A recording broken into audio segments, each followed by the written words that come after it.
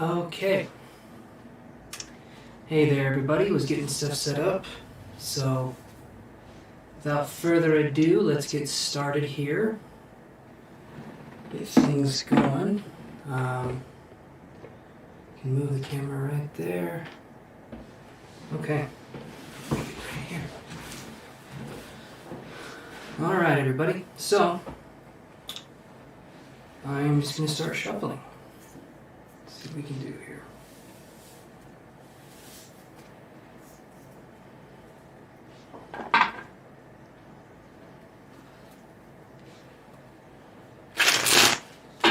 So we'll give these a nice little shuffle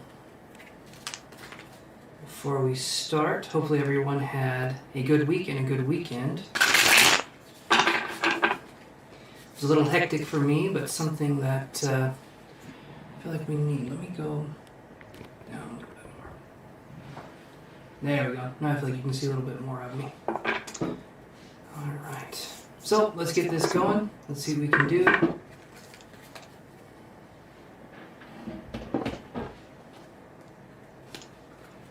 And we got 3 decks in front of us. We have the Fountain Tarot, which we're going to be using right here.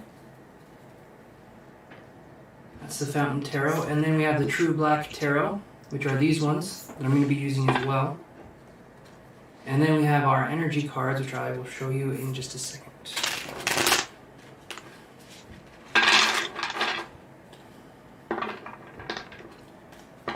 But yeah.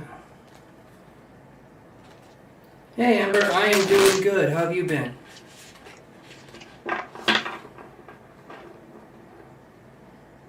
Took a nice week off, then had a kind of a hectic weekend with all the family members here, but yeah, it was good. It was good.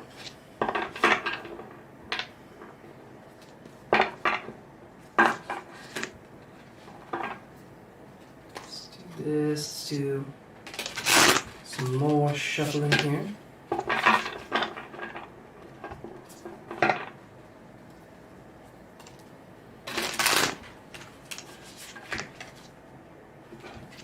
Hopefully things have been going okay for you, Amber.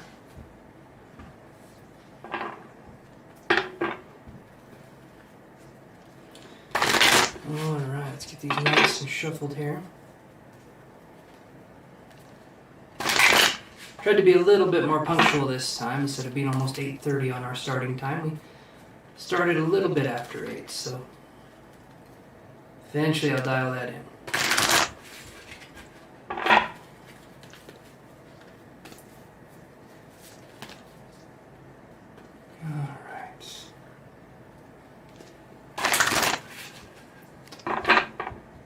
Okay, so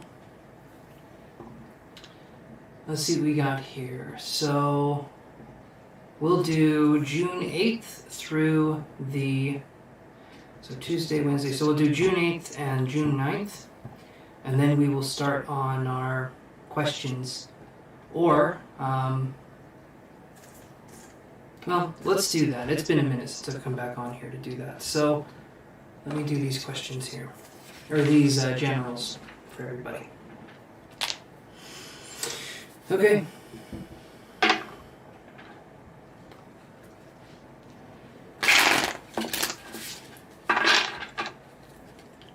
Let's do this. Let's get these going. Alright. We don't have a ton of people on yet, so I will just do... Well, if people want to pick a pile 1 or 2, we can go from there. Kind of see what's going on. But this will be for tomorrow's energy reading, so I will start getting the piles out here. So let's do some energy cards. Pile 1, pile 2, and then we got these ones here.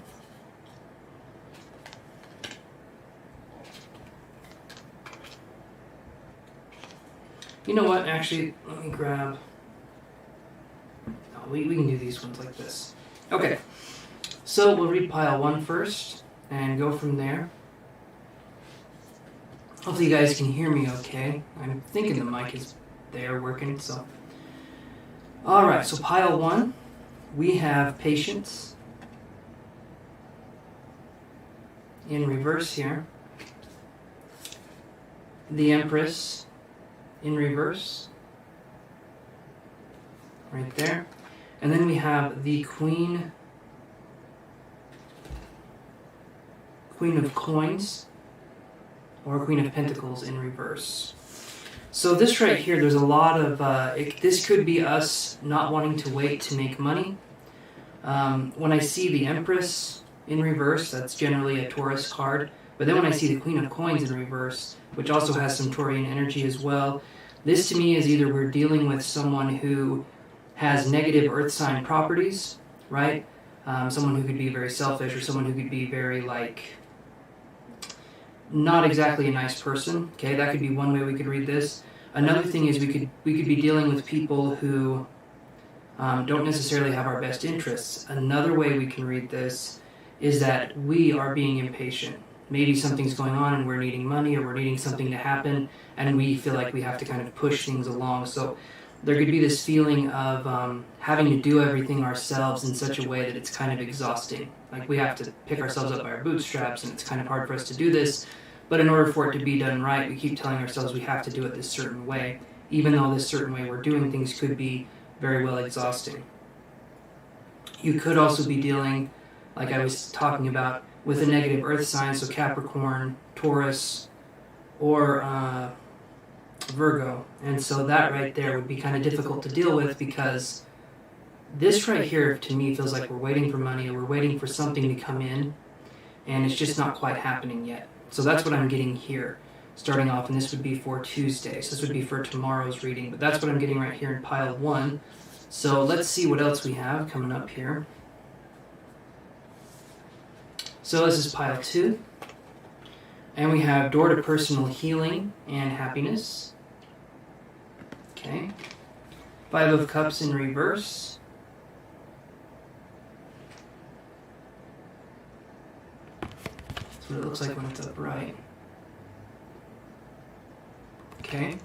So 5 of Cups in reverse, and then we have 10 of Cups in reverse. So our first card here was door to personal healing and happiness. Okay. So what I feel here is going on is that we have the door to personal healing and happiness. But like I was saying, there could be some self-sabotage kind of things going on. We talk about that on the channel kind of a lot, because one of the things that gets in the way of us is us, right? It's kind of the big factor of how we feel about ourselves, of what we have happening.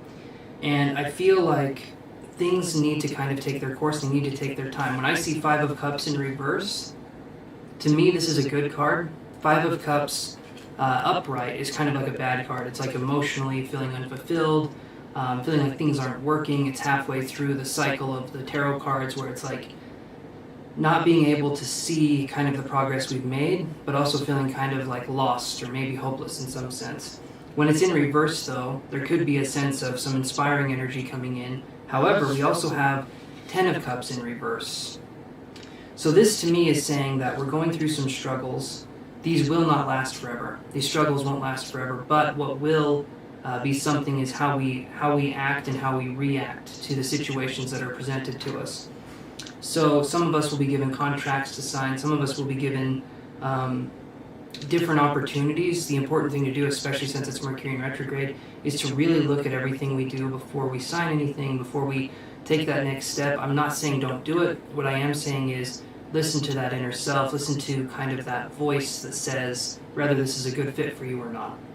Because that voice that says if it's a good fit or not tends to be right in the long run.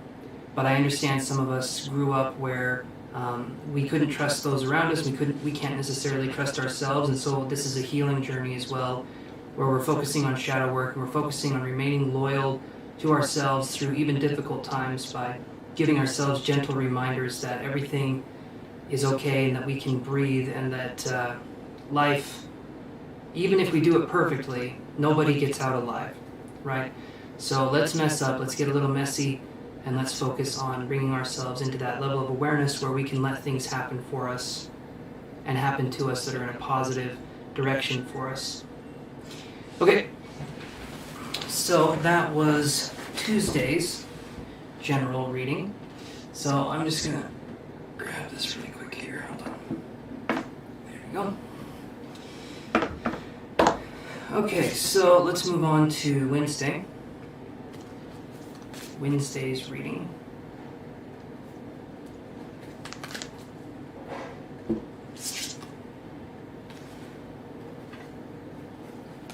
Okay.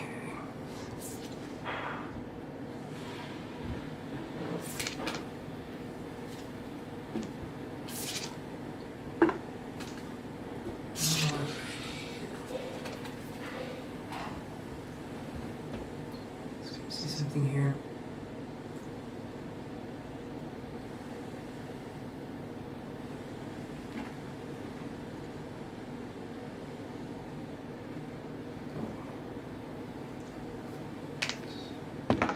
Okay, Amber, you were the first payment on the list, so let me put your name there, or down here.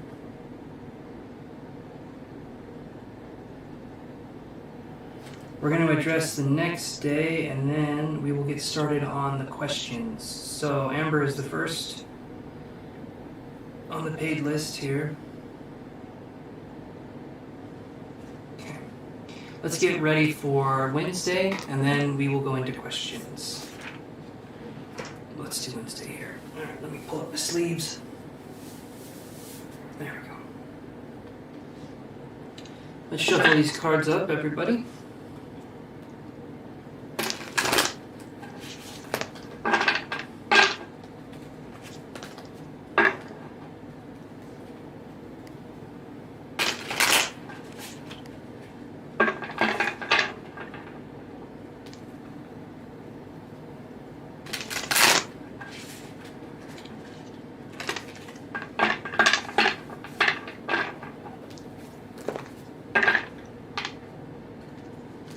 Okay.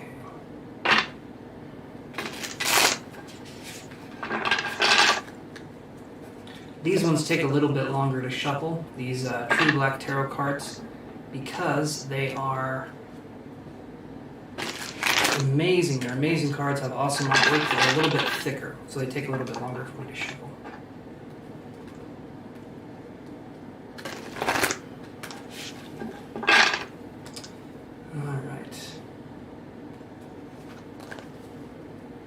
So, let's look into this here.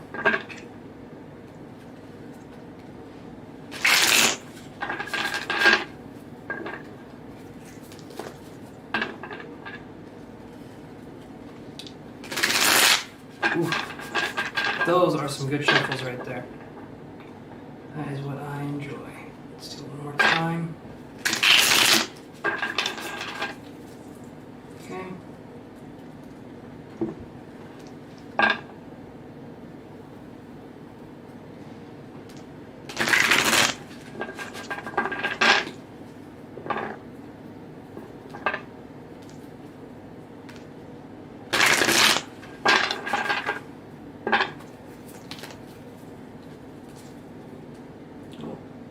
This.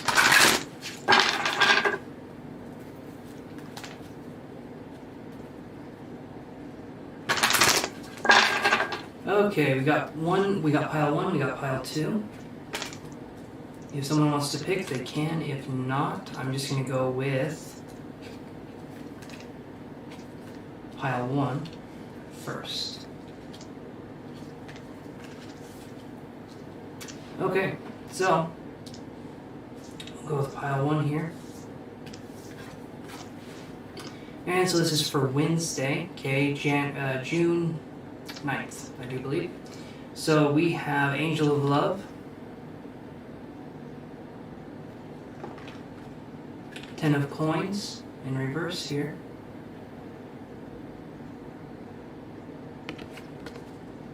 That's what it looks like upright. It's an elephant standing up.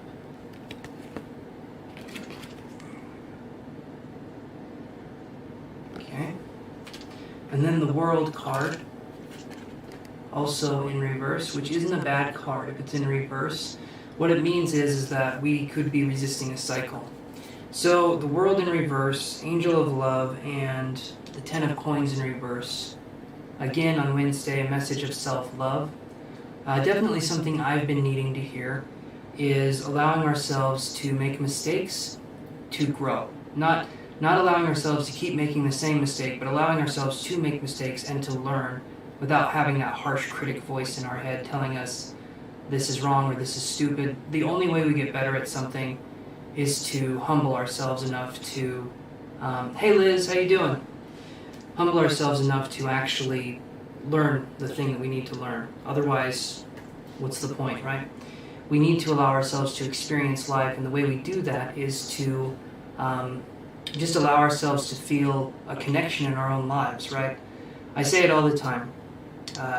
Life, to me, the way I view it, is like a grand play that goes on, and a lot of other people have viewed life this way too. But to me, it's a play, and we get rather invested in our characters, right? Oh, there's echo. That could be something. Actually, let me look here. Give me 1 second, I might be able to. Hey, BZ333. Can someone else tell me if there's echo when I'm talking?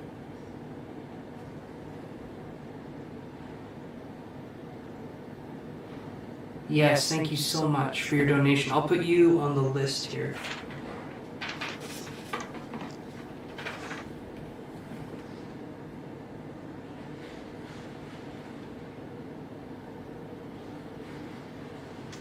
Okay. All right, thank you, my friend. Still echo. Okay, there is an echo. All right, give me just a second here. I'll attempt to see what I can do on my end. But you're the second one on my list, BZ, on the paid list. So thank you so much.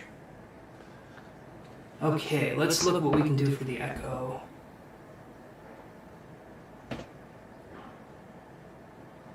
First thing I can do is that. Probably, I don't know if that changes anything. So I'm wondering if maybe the camera's picking up something. There shouldn't be anything from the camera.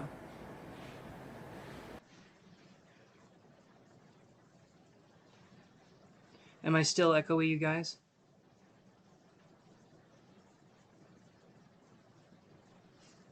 Should have done a test before I went live to see if I was still echoey.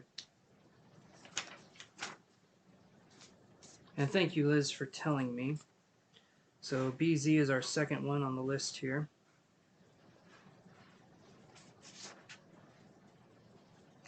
Okay, good. All right.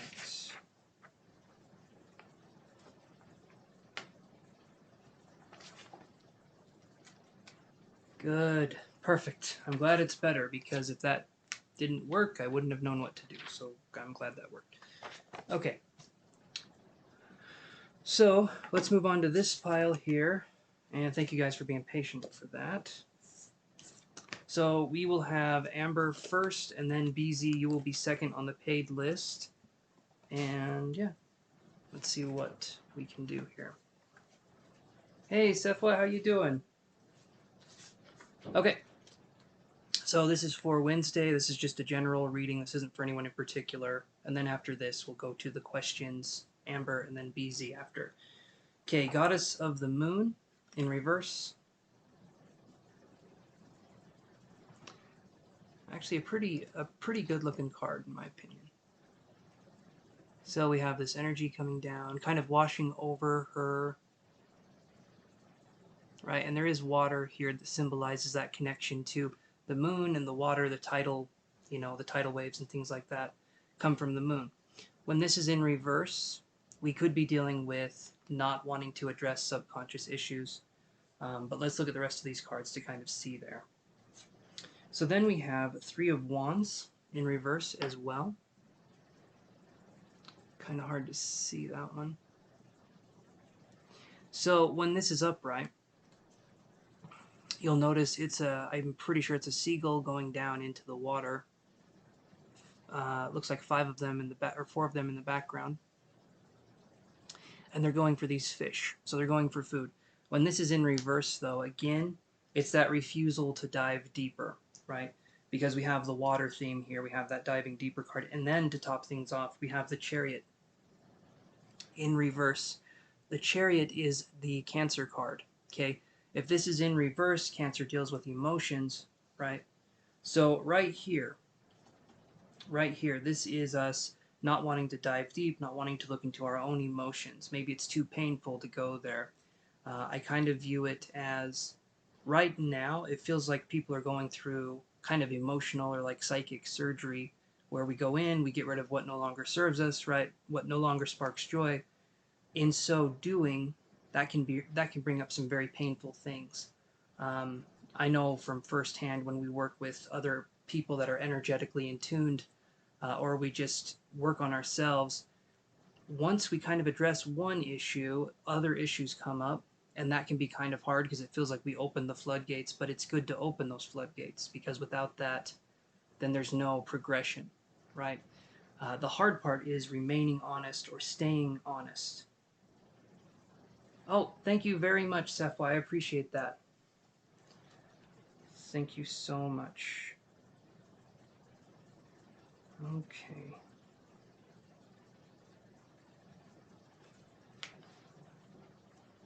Okay, so that's what I'm seeing here. So when we're talking about this, we're talking about diving, doing a deep dive into the subconscious.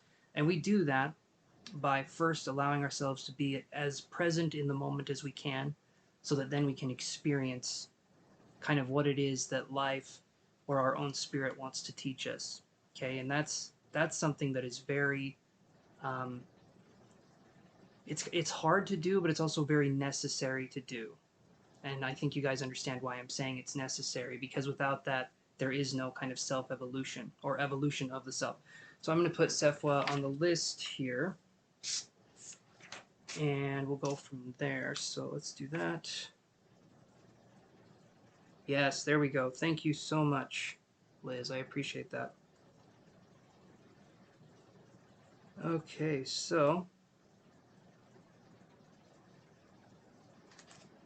let's see what we got going on here. So let me put these away, and we will address. So Amber, are you there?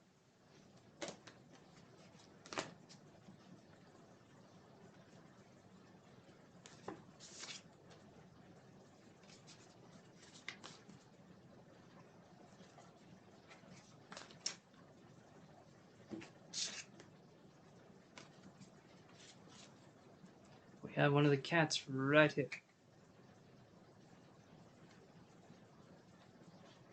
Yeah, I can. I should be able to put the volume higher. Let me see here. Give me 1 second. Can you put your questions up, Amber, for me?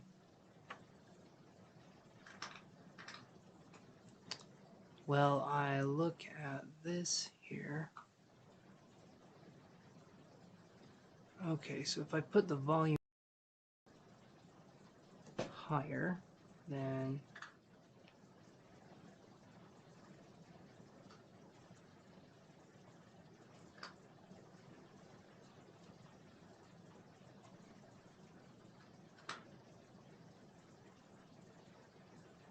and then give me 1 second here. I can also talk louder as well, but I'm gonna do this really quick. So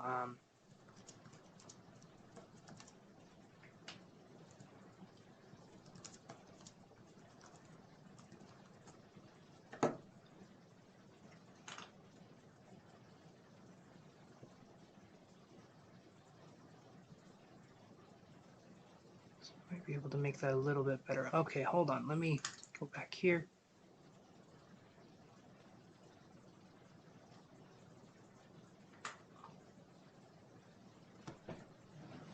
Okay. Let me move closer. Hey, Molly, how are you doing? And I will address this here.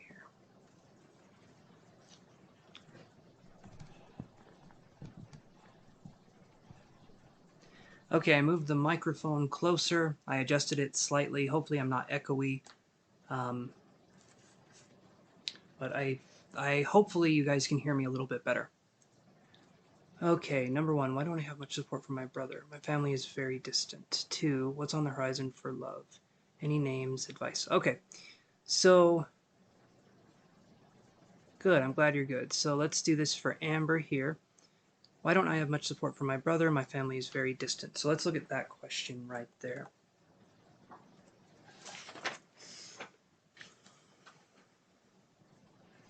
Okay, let me move stuff over.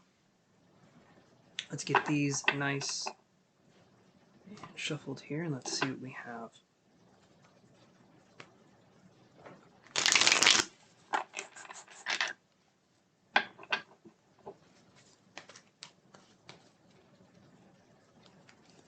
And here.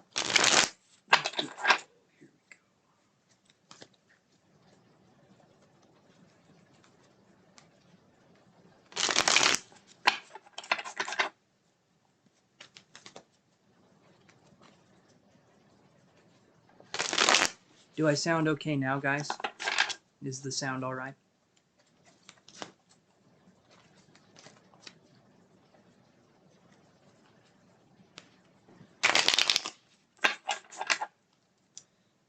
Okay, so let's do this and go from there. So, this is for Amber.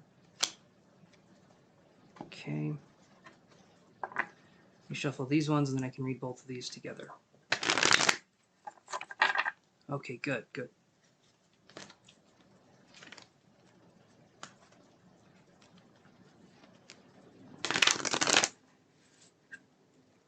Awesome. Yes, I am doing just fine. Hopefully this week we can get the rest of this. We got some more stuff coming for the background a little bit, and so hopefully this week we get that done. And yeah, and hopefully everyone had a good week. Okay, so let's look at this one. Okay, so Amber, this is what I got for you.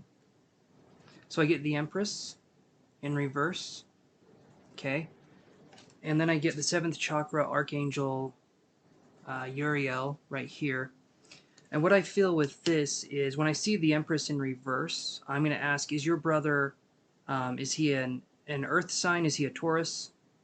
If not, that's okay, but the Empress in reverse can be a signifier of an Earth sign or a Taurus specifically. So that's why I'm asking. I'm going to take a sip of water here.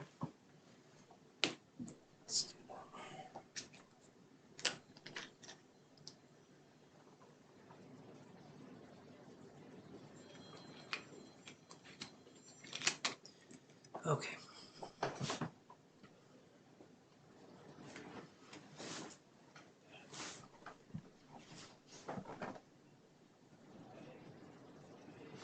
I can actually do this too if I move the camera a little bit more over here. I think that works a lot better. But we're both Cancers. Okay, okay. That could make sense there. So I'm going to do this here. So we have another card. We have the 7th chakra Archangel Uriel. Okay. This one right here. I'm feeling like there could be distance here because there could be something where possibly we could be learning something from the family of origin. So there can be a disconnect because there's lessons for us to learn, right? From this kind of connection. That doesn't make it any easier, but there could be distance here because, and especially with male Cancers, there is a tendency to be emotionally, there can be a tendency to be emotionally kind of clogged up, so to speak, or like you're not emotionally, I guess, in tune, if that makes sense. There can be kind of a dissonance from the emotions or a distance from the emotions, so to speak. I'm going to draw some more cards here, though, just for a second.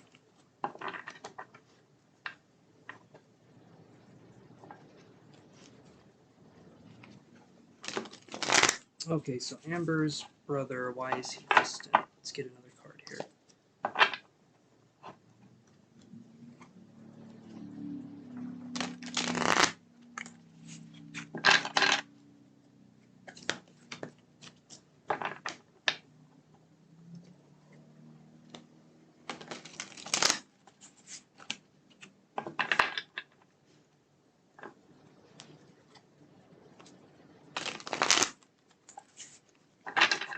Okay.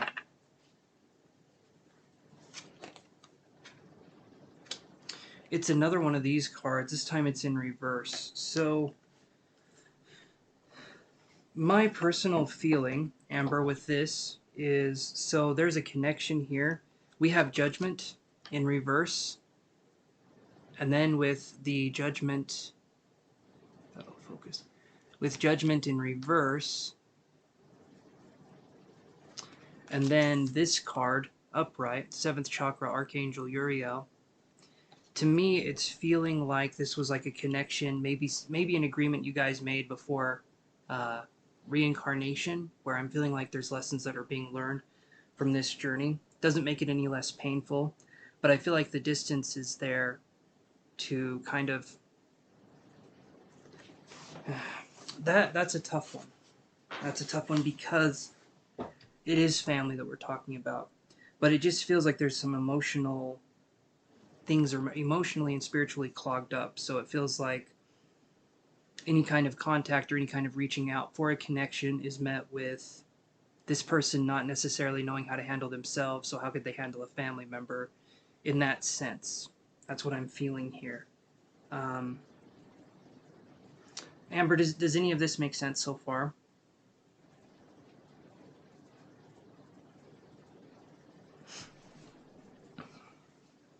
It doesn't make it easier, but it does feel like there's something here that's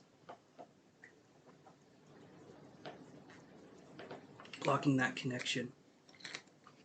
And also, is he close?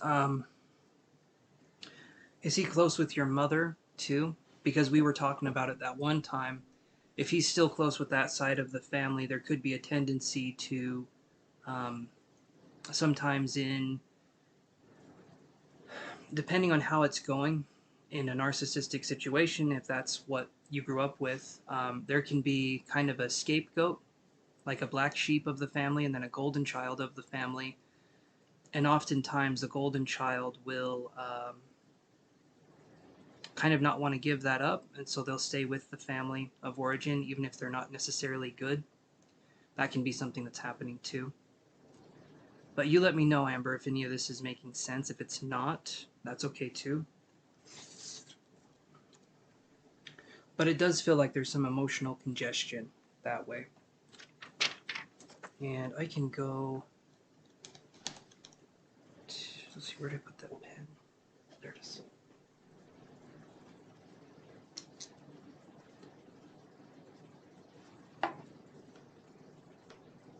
Are you still there, Amber?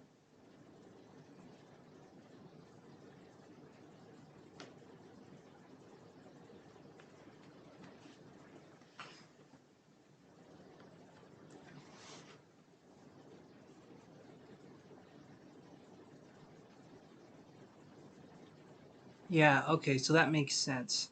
And that doesn't make it any easier to go through, but it's because it's kind of like in that situation, it's almost like a cult situation where there can be brainwashing going on. And Amber, you stepped out of that. You stepped out of that role in the family. And I feel like because of that, there could be some resentment towards you, even though you did nothing wrong. But there's a tendency towards, um, like, if you stay there with the family, then, there can be a sense of unity. But if you're not there with them, then it's kind of like, for some reason, it feels like there's this pettiness, right, in the family. And so that can make it difficult. And like you said, even before, let's see, but even before that, when he last came to LA, he didn't even tell me he was even in town. See, and there could be something there. It sounds like to me there's still some pretty strong connections to the matriarch of the family. And I feel like as long as that's going on and this person doesn't see kind of what's happening, that they are being manipulated or possibly brainwashed, I don't feel like that's going to change anything because this person kind of has a sense of maybe staying with the family, that's the best thing to do, but he doesn't understand that he's being kind of used or taken for granted, so to speak. And I feel like you were someone who broke out of that system. You were someone who couldn't put up with that system anymore. And because of that, there could be a tendency towards this person to look at you in a not so favorable way, even though, again, you did not do anything wrong. All you did was self actualize. You said, I want to see what I can do for me, I want to do my own thing. And I don't feel like other people necessarily understood what that means or what that would look like. So there could be a tendency to want to misread the situation instead of thinking for themselves. Someone else could tell them what to think, maybe the mother, um, and that could make it very difficult to form a connection in that way, unless again there's a breakthrough, something happens, um, or they want to be with family in that way. They want to be inclusive with family. It's up to them to make the effort because I feel like you've tried, but it is up to them to reciprocate that. It's up to them to do that. Does any of that make sense, Amber?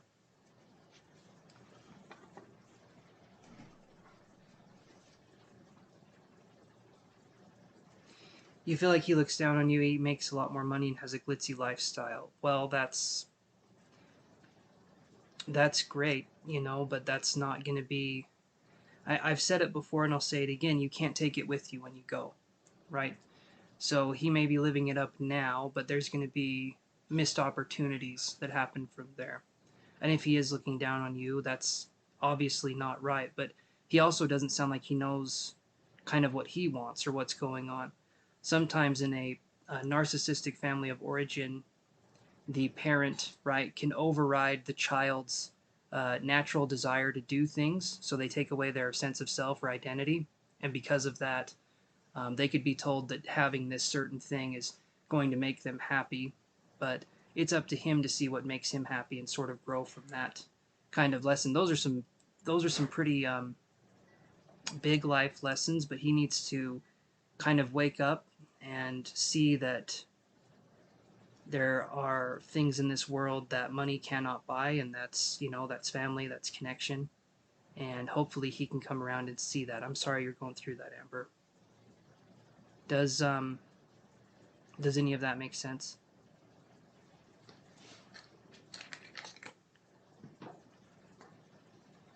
Because to me it feels like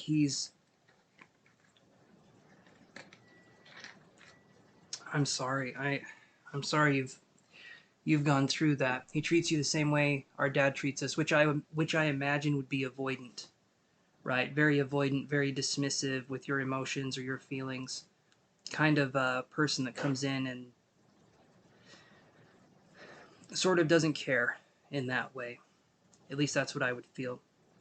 The avoidance issue is a huge, huge problem. Absolutely, it's a huge problem. But that's up to him to see because he still has a shot to see what's going on and to make the right choice. But it is up to him. I feel like other people, I have an itchy nose. I feel like other people in the family are telling him how to be, and instead of trying to be his own person, he'd rather listen to other people in the family. He'd rather listen to that than trust his own gut.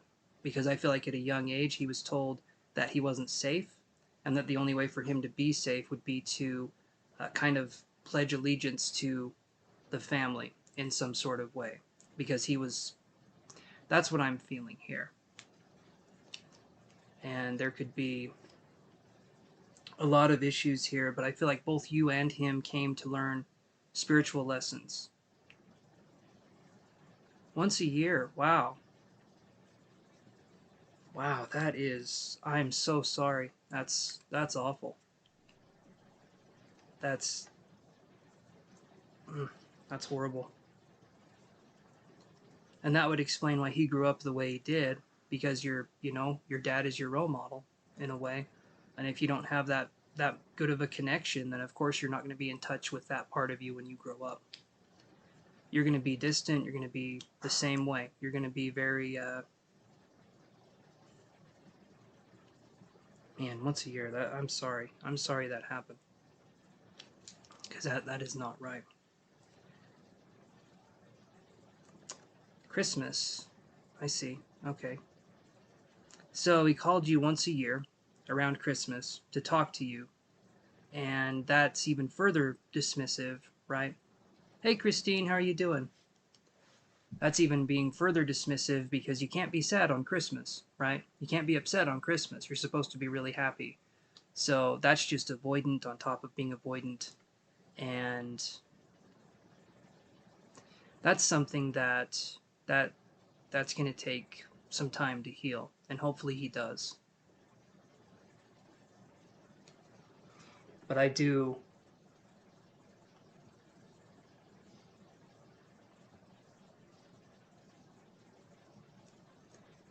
hope he sees kind of what's going on, Amber, and I'm sorry that's something you're going through. Uh, Venmo. Uh, hmm. I think I have a Venmo, but it's been a very long time since I used it.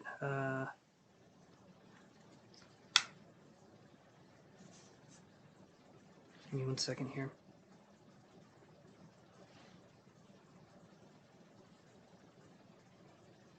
Yeah, so my Venmo is just this.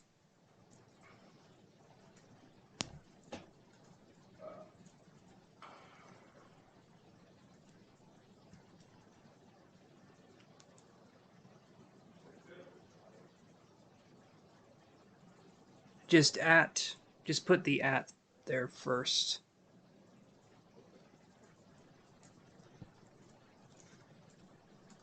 Like that. Okay. So, Amber, you want to be closer to your niece and your nephew, and unfortunately, that's on him to let you in that way. Oh, Christine, I'm sorry about that. But,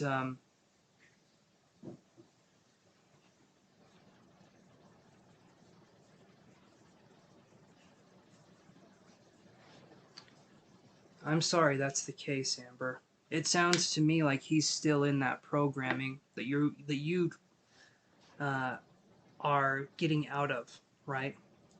So if he's still in that system of control and manipulation by the parents or by kind of societal roles and stuff like that, then that can make it much more difficult to connect. But that's on him to kind of want to connect, right?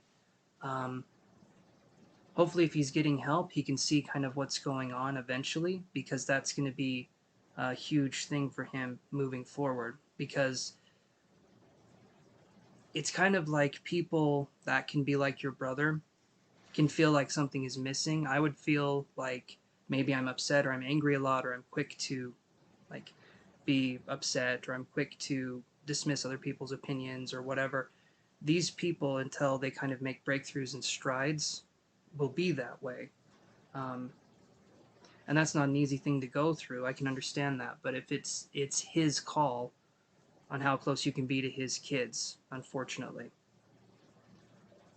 But that's a good thing to want to be close, to want to have family, to be close to that.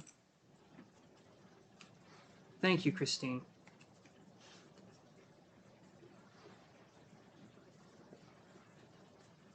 Okay.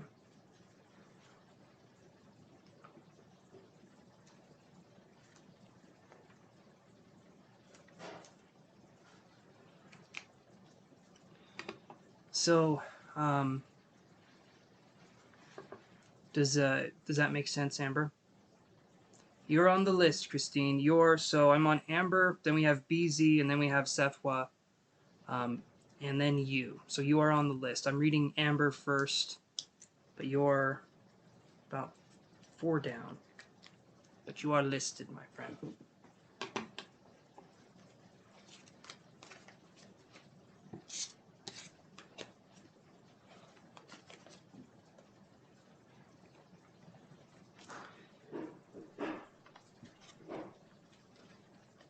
And there's some good videos on.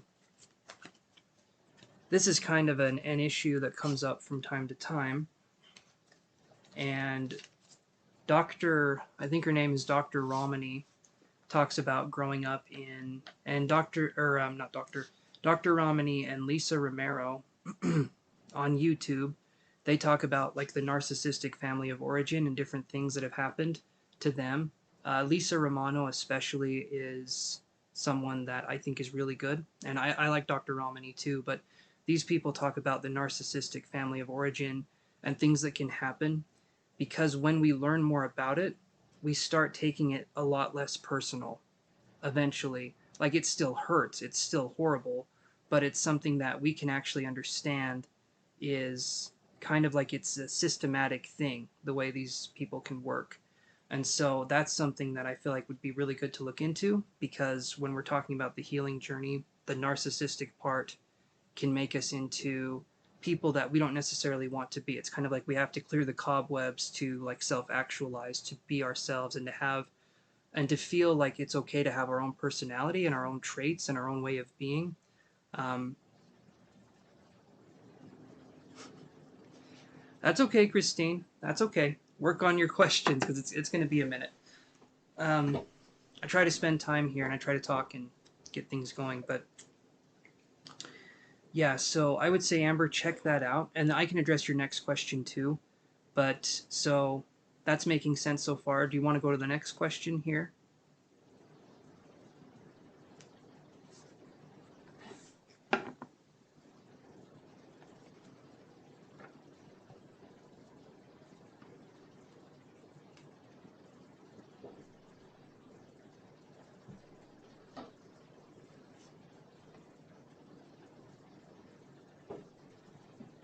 Because I can see what we can get for our next.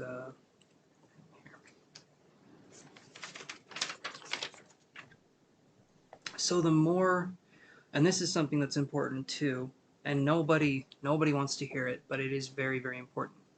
Okay. Um, I'm just going to address this and then we'll do the next question. So the best thing that we can do if we're trying to find someone to be in a relationship with, or if we're trying to find someone in general, because you did say advice as well, Amber, so I'll do the advice part here. If we're trying to find someone, or if we're trying to do something, the best thing we can do is to learn as much about ourselves as we can, and where we're wounded and how we're wounded, because then if we get into a relationship, we can understand if the person's a fit for us or if they're not. We can understand if we're projecting our emotional things that we've been through onto them or not. It makes it so that we have a clearer picture of what's going on with us. And if we have a clearer picture of what's going on with us, it's easier for us to see red flags in other people. We can see something and we can see that maybe before we even, like on our first date, we can see that this person is disrespectful. So we don't even entertain a second date because we know the first date, that's a first impression. Take that for what it is. And then we realize how much we're worth. And as soon as we put out how much we're worth to the universe, we start getting people that see the value in us. When we're always trying to be in this role of trying to be this perfect person or trying to please everybody, it can make it so that we will settle for anybody because we feel like that's how it needs to be, or we feel like that's important for us to go through again. We've already learned those lessons. The thing we need to go through now is what it looks like to thrive instead of just survive in relationships, what it looks like to actually have something that's healthy and that's communication based and trust and loyalty. But okay, so let's move on to the second question.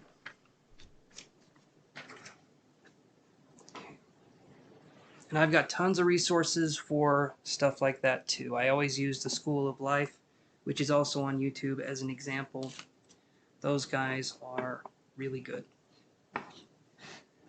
But let's see what we get for you, Amber. Let me look here.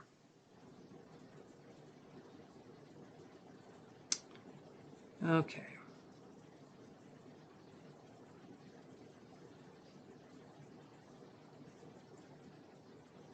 Okay, so let's see what I can get, what's on the horizon for love. So I'm going to do, let's do 3 months. Let's see what I can find for 3 months. And then we'll tune in from there, and then I'll see what I can get, if I can pick up anything psychically.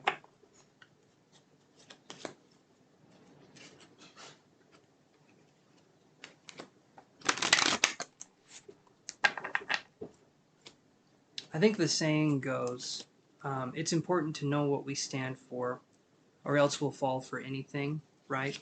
That's something that is hugely important. I'll move this out a little bit. And once we start healing, once we start going through those kinds of processes, it's a lot easier for us to understand who we are, what we will and won't accept.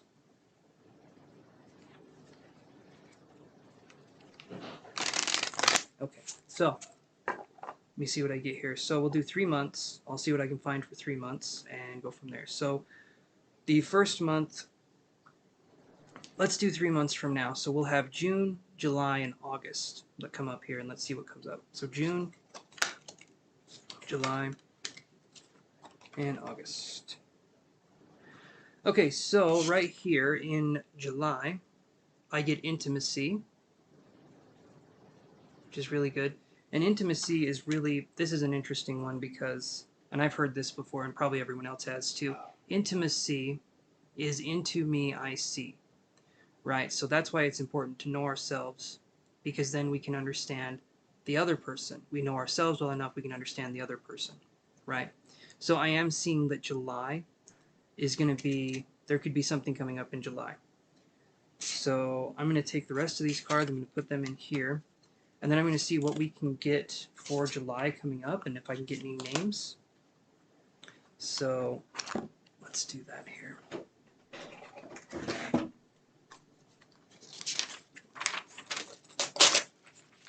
Here we go. So, Amber, is it okay if I connect with you psychically? Always important to ask because, you know, it's just a nice thing to do. She did ask, or she did say she wanted names, so let's see what we can do here.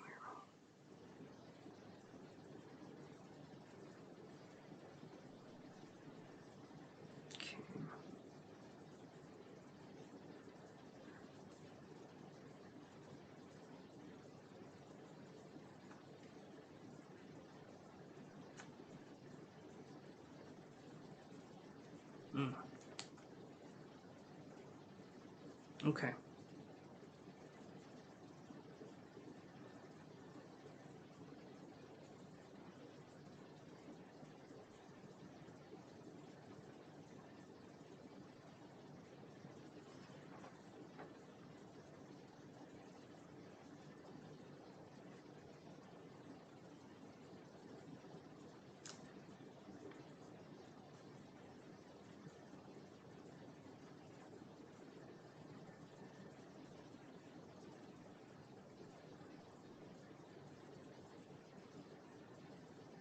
Okay. So I feel like I'm getting a person in July, and I feel like their name is Haaris. So it's Harris. Um, but it also feels like it could just be an H name. It feels like Harris, Harvey, Harrison, something like that. But that's what I'm feeling for July. And the connection feels like it's going to be kind of a, it feels like a healthier connection than we could be used to. So this person could feel, this is an important thing too. This is also what I'm going to mention. So sometimes when we're dealing with relationships, we can be addicted to feeling the drama of the relationship, and we could be thinking that that drama is love, when in fact it's not. It is just drama. And we can kind of stir that pot and make it so that the more dramatic a person or a relationship is, we feel like that's healthy, and it's not. Um, to me, a real relationship, and other people have talked about this too, is it's almost like when you're looking for a partner in your life, you shouldn't have your heart racing 1,000 miles a minute and you're super anxious all the time and nervous. You should have someone that you feel comfortable and safe with. But comfortable and safe can feel boring. And because of that, if it feels boring, a lot of people will say, well, this person isn't the right one for me because I feel bored. I don't feel that drama that another person could stir up in me. But the drama is what leads us to ruin every time, because that person is either denying us, or they're hitting on certain trauma triggers, or they're doing something that kind of drives us crazy. And then it's kind of the same relationship we've had multiple times, but with a different person. The drama, right? If that makes sense, you guys.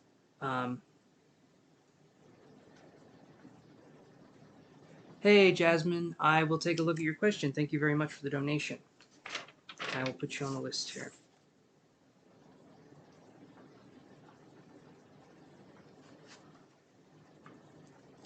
And in the future, Jasmine, Cash App and PayPal only, please. That goes for everybody else too. I do appreciate the money though. Thank you.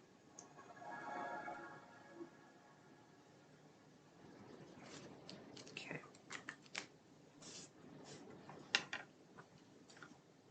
Okay, so Amber, is what I'm saying making sense so far?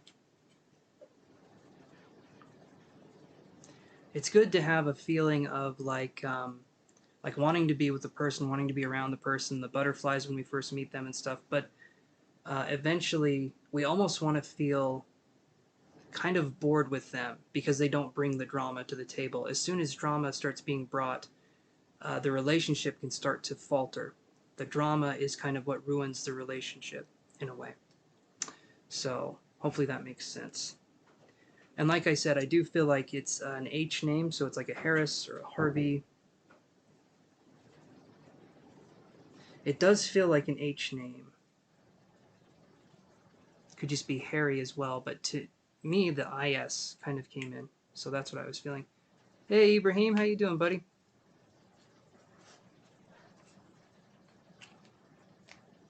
And just so you guys know, I am perfect, awesome. The drama is if a partner is playing games with you, if you're in a relationship and it's starting to get a little more serious, if they're playing games with you, that's drama. If they want you to read their minds, it's drama. If there's all these different things going on, there is drama. There needs to be open communication, and there needs to be where we're not playing, I call it investi-guessing, where more than likely the woman is reaching out to the man and trying to guess what he's thinking or trying to guess what's going on and coming up with stories. Instead of being able to go to the man himself, they will say things like, I feel like he's thinking this, or I feel like he's doing this. But that's because they literally can't ask him upfront questions. If you cannot ask a person you're in a relationship with questions, it's kind of time to think what's going on, you know? Because you should be able to ask someone you're seeing questions, even difficult ones, hopefully. Okay, so let's do this here. So hopefully, Amber, that helps. Sometime in July, I do feel like an H name could come to see you, and I do feel like there could be a sense of connection here. Again, everyone use your own judgment, obviously. But if it feels like it's kind of boring, it's kind of safe, sometimes that is the option to go for, because that person doesn't stir the drama pot, so to speak, and that's a good thing. We don't want someone that stirs the drama pot. That's good when you're younger, it is, but when you get older, having drama in the relationship does not help us. It does not help us grow. It keeps things focused on other things other than growth in the relationship. Okay, so Amber, does that help answer your questions? Because we have BZ as well. I'm going to go to. Are you still there, BZ?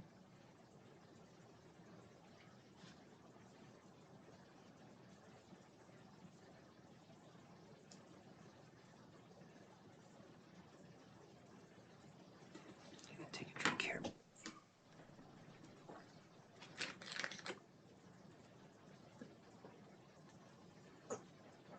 And everybody else, I do have a video specifically for Patreon coming up.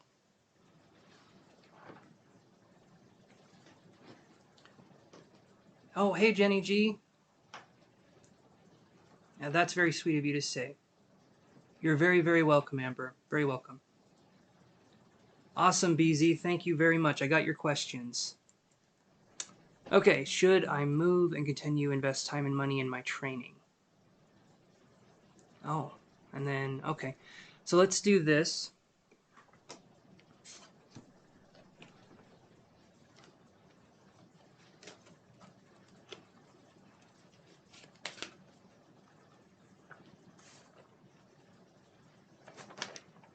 Move that over.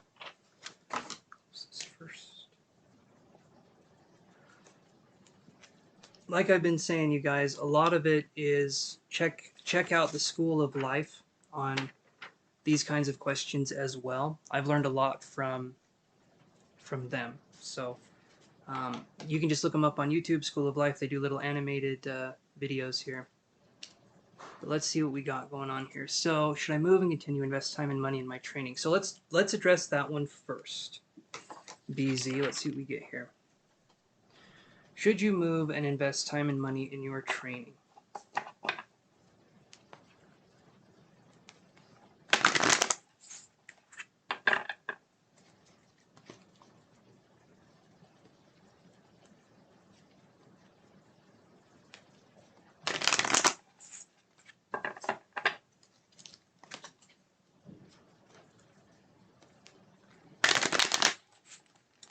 Let's shuffle these a few more times here.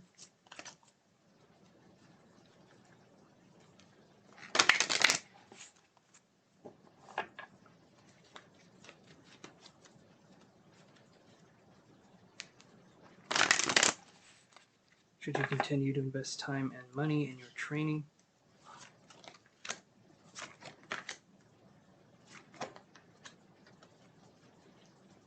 So BZ, here's what I'm getting here. I get the thinking man in reverse, financial constraints in reverse,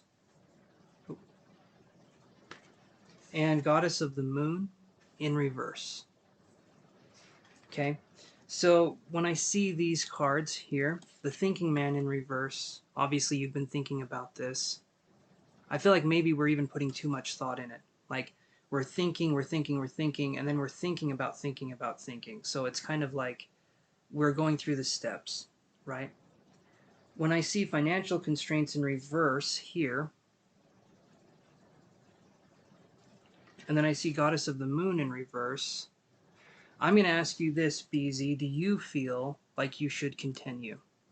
Because it feels like right here, there's a few things going against us, and it feels like this is kind of difficult. So the benefit of doing the training is what I'm wondering about. Is it more money? Is it a better job? Is that kind of why we're doing this training? And why are we talking about continuing it? Does it cost a lot of money to do the training? To kind of go into that. I'll let you answer, and I will be right back, you guys. I promise. Hold on. I'm drinking some water, so give me just a second. I'll be right back. Just gonna do this here.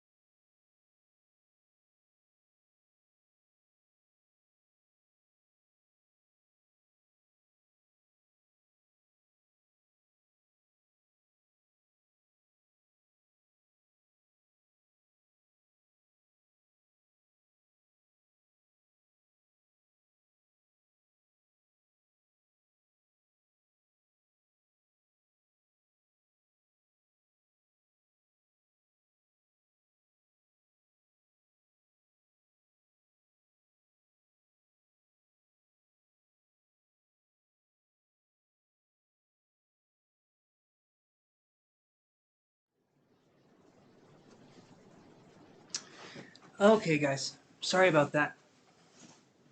Just had to go, hey, Kelly, how are you doing? Just had to go here.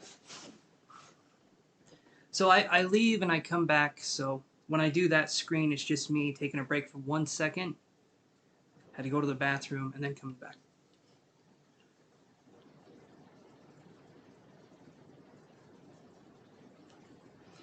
So BZ, what I feel like is going on here, yeah, like I said, I get these cards. Thinking Man in reverse, the Goddess of the Moon, and financial constraints in reverse. So when I see financial constraints in reverse, it's not, it can actually be like you could make money doing this, but like you said, it is money and a time commitment. So, and I'm feeling like maybe we're feeling burnt out, or maybe we're feeling like it's too hard to continue to do two things, right?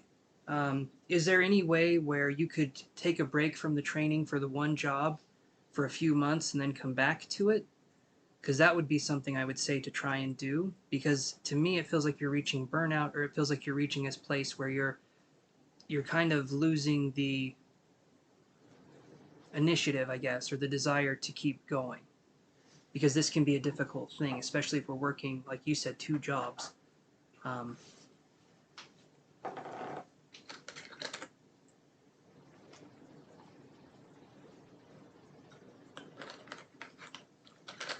okay. And then I'll address the next question here, too.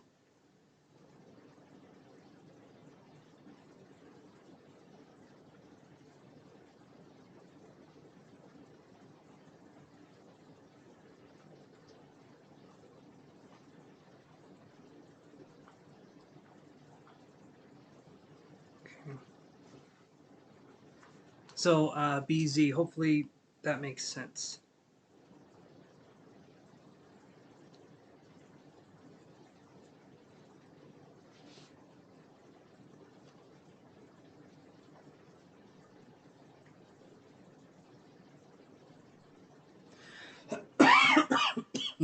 Sorry about that, guys.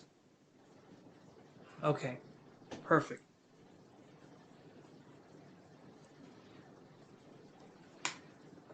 Okay, so if we're reaching those levels,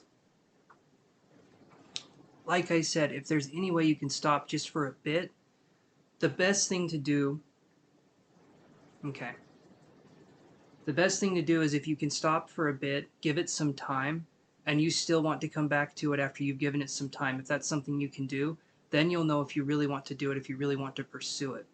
But give yourself time to miss it. Give yourself time to take a step back and kind of see what's going on. Again, if that's something you can do. Sometimes situations come where we don't necessarily get that opportunity, but this does feel kind of exhausting, mentally exhausting. Um, and then I was being shown with my ribs or around my stomach area. I don't know if you hold stress in your stomach, but or if you've been having stomach aches. But to me, I was feeling like my stomach or my I feel like I hold stress in my stomach. That was something going on. Hi, Mario C. Thank you very much for the donation. Hi, Nessa. So in the future, for everyone else, Cash App and PayPal only. I'll still address your questions. Do not worry a bit about that. But just because the uh, the Google machines. Thank you very much, Nessa. Okay, so I'll add Nessa and Mario here. Okay, so let me do this. No, Mario, you are so good. You're so good. I'm just saying, in the future, my friend, in the future, I appreciate the donations so much. Google and YouTube just take so much money when you guys pay this way. I've lost a ton of money, and they will not tell me where it went. And I just want to be upfront and honest with you guys that it's not right that they do that, but it happens. So, but I do appreciate the donation because you guys are awesome. So do not even worry. And Nessa paid too. So thank you, my friend. Thank you, Mario. I appreciate that.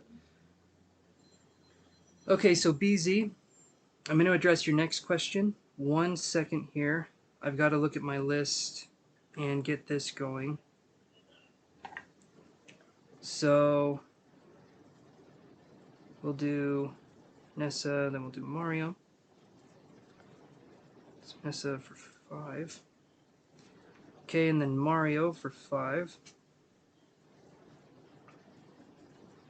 I'm going to try and hurry through the questions a little bit quicker. Not hurry, but I tend to take my time with people, and when the list starts growing, I need to move a little bit quicker, but I'm still going to spend some good quality time on everybody. All right, my friends. So,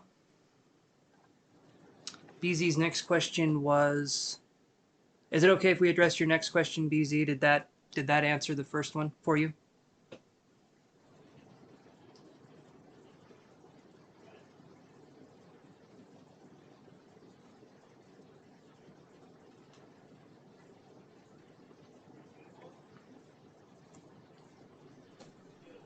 Thank you, Mario. I appreciate that, my friend. Love chill people. They are my favorite because I myself am very chill. You're welcome, BZ. I'll address your next question here. Okay. So this is kind of a tricky one. In my opinion, okay, we're entering a territory, we're entering stuff here where it's kind of like it enters into a place that's kind of a gray area. This is what I personally believe for me to spiritually be true on my journey right now. So we're talking about losing a baby, right? And what I feel personally is that when we lose a child, or when we lose really anyone, but especially a child, there's kind of a potential there that never got to be expressed. And there can be a heartache, there can be a mourning there because we have to deal with something that never realized its potential, right? But what I personally believe is that sometimes souls, okay, children's souls, babies, they come to this plane to experience life just for a brief instant. And then they kind of go on and they do other things from there.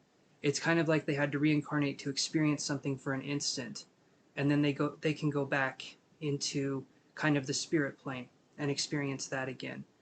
And I feel like maybe this is the start of a soul's journey or a soul's growth, and that's a huge thing. That's a huge thing to be part of that sacred journey, to allow that to process with you, to allow that to be with you, this child's spirit. That's a huge thing. But I do feel that sometimes these souls, these spirits, um, these babies, these family members, they're only meant to be with us for a very short amount of time, because I feel like that's kind of a soul contract they signed before they came to this earth. And on there in the fine print it said only for a small amount of time. Again, that's kind of what I feel, and it's an experience that is painful, but it's also in a way something where you helped this being have life and also transition in the same way, with mother's love, with that kind of attention, which would be incredibly hard to deal with and to handle. But I feel like they picked you for a reason, to come into your life, to experience your love, to experience your expression of your own divinity, so to speak. And because of that, that child, that baby learned a lesson there. So, BZ, does that help answer that question? Even though um, I know that's a sensitive topic. That's what I feel to be true.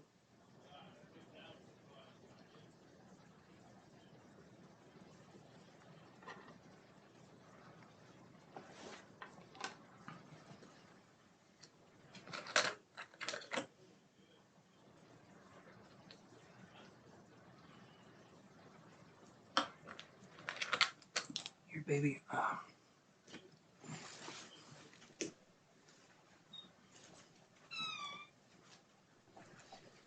I'm so sorry, BZ, that you lost your girl. I'm so sorry. I know that uh, I can only imagine how difficult that would be. And I'm sorry that's something you had to go through. But I feel like that spirit chose you for a reason to experience life with you for a small part, of your window. And you're welcome, BZ. You're welcome. In the way I see it, right, and it may not feel this way, and I'm terribly sorry this happened. It's kind of like a compliment because the universe chose you to carry something, and even though you lost the baby, right, the spirit of that child is not lost.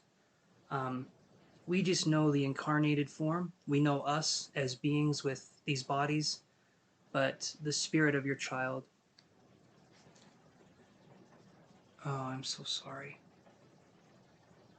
I'm so sorry. Easy.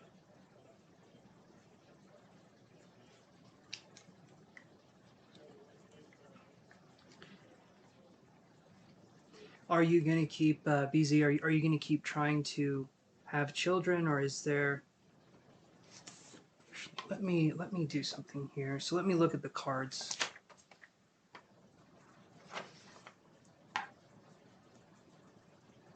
Hmm. Because of your age. So I really am sorry. There's something here though. There's a feeling of okay, let me go. Let me do this.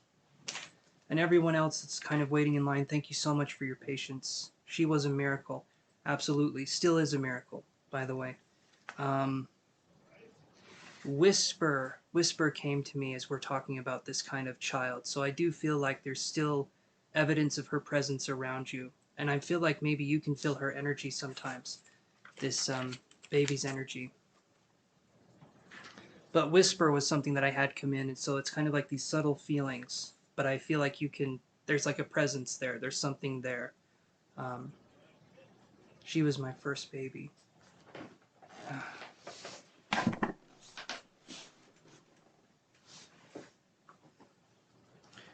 And she was lucky to have you as a mother. Easy. Very lucky. Very lucky.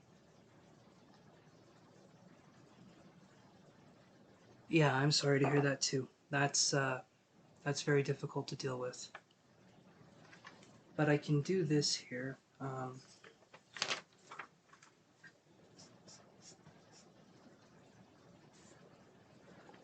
So, BZ, what we can try here is I'm wondering if it's okay if I could send you some energy healing from my guides, from me and my guides to you, just kind of sending support, sending energy. I would wonder if you would be okay with that.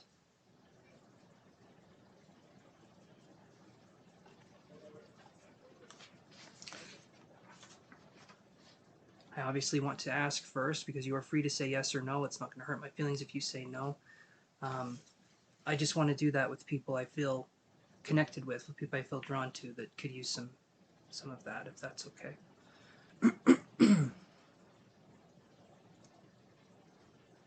I feel her even in the very early pregnancy. Absolutely. Absolutely. And her presence was known. Yes. Okay, so I'll send some energy, but know that her presence is still there. Like I said, the word whisper came into my mind, so it's a subtle, it can be a subtle feeling, it can be a subtle energy, but please know that the feeling, your child is still there in spirit. And in spirit, I do feel like they will grow and um, they will become who they're meant to be through spirit. So just because they passed at that age of 21 weeks old, they won't stay that way forever, from what I believe. They will actually grow, and there will be people on the other side that should help them on their spiritual journey. So they're not stuck, or they're not, doing anything like that. They're protected, and they're being taken care of. Hopefully that helps to ease your mind a little bit. I'll send some energy here. So let's do this one here. So we've got Again, I always use this one because I really love this one. This here is labradorite, and you'll see how it shines if the camera can focus. Got a beautiful shine to it. So I'm going to send some energy. It'll be about 2 or 3 minutes. Just kind of be in a quiet place. And if you guys kind of want to pitch in too, you guys can do that. Just allow yourself to feel, allow yourself to calm your mind, calm your breathing, and just focus on the present moment and focus on sending love. Focus on sending, it can be love, it can be a feeling of curiosity, wondering about that person. It can be a feeling of just maybe wanting just to be there for the person. And that's all we need to do to send energy. We don't need to have anything fancy. Okay? So I'm just going to do that for about 2 or 3 minutes. So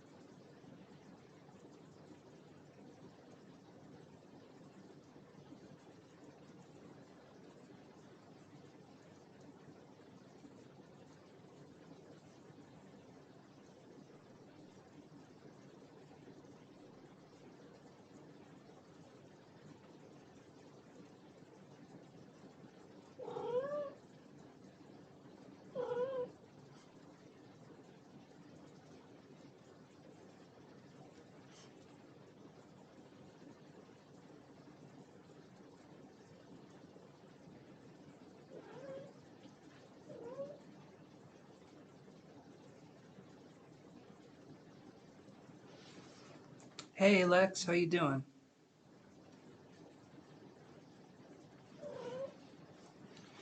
Okay, so BZ, hopefully that energy helped there. Give that time, and whatever comes up in the next couple of days, let yourself kind of process and work through different emotions, different feelings, and drink plenty of water. I always say that because to me that's important.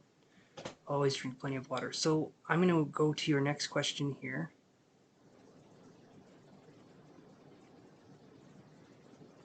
Let's see.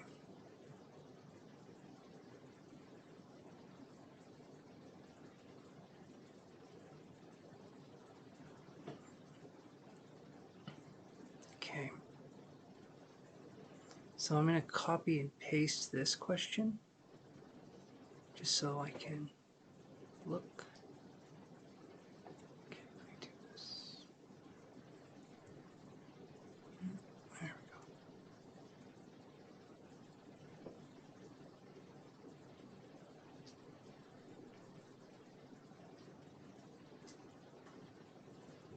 Absolutely. Absolutely, BZ. All right, so we're going to move on to this question here.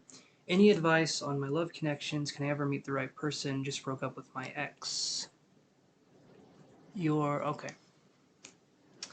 Okay, so let's look at what I can find here for you, BZ. And so, like I was saying earlier with the other people, it's almost like we want to meet someone who doesn't try to play games with us, or who doesn't try to manipulate us into feeling a certain way. It's kind of like we want someone to love us for who we are in the moment, sure, but we also want someone who will love us for who we could possibly grow into, because a good relationship is going to change over time. You're not going to stay stunted or stuck in the same relationship. A good relationship should evolve over time. That includes the people, that includes their interests, their hobbies, the relationship itself. Things change over time, and a good relationship is something that allows those things to change. Okay? That's what I feel is right. For me, and I've been in a relationship for almost 13 years. So it's been, and it has its ups, it has its downs. Any relationship will have its ups and its downs, and that is perfectly fine. The important thing is to work through those kind of situations. And that's another thing. Have a relationship, not a situationship. Have something where both of you are working towards something. And usually in a relationship, that's trying to understand the person better, trying to understand kind of where things are for that person. And it's difficult, it's hard, but that's why it's important to understand ourselves as best as we can before we go into a relationship. Kind of like letting ourselves heal from past relationships, or how we've been focusing on that. So let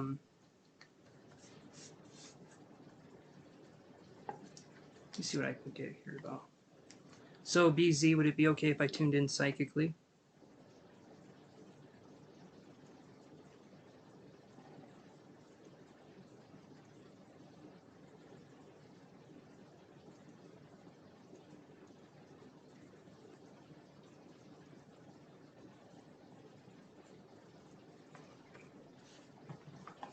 Take another drink here.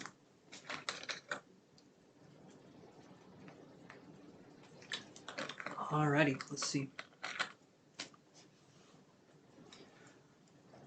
Very first thing I'm seeing is a question mark. So right now it feels like I feel like we're questioning ourselves, or there could be doubt kind of coming into maybe our own way of being, our own mental state. Here it's kind of like I'm thinking of things, I'm trying to think what went wrong, or I'm trying to think how I could make things better. And the best thing that we can do to make things better is to give ourselves the attention that the person didn't give us, right? And then there's another thing too that talks about this. So when we're talking about giving ourselves the attention the other person didn't give us, usually we break up for a reason. That reason is generally, in my opinion, maybe the person feels ungrateful, or there could have been other issues that happened, of course. But there can be this sense of just not feeling a connection anymore. And so it's important to reestablish a connection with ourselves before we look for someone else to be in a relationship with. It's good for us to kind of ground and to see that. The other thing is that we need to allow time.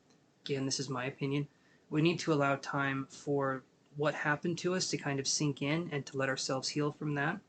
And I have a video that talks about, about a 17-minute long video that talks about how relationships can work.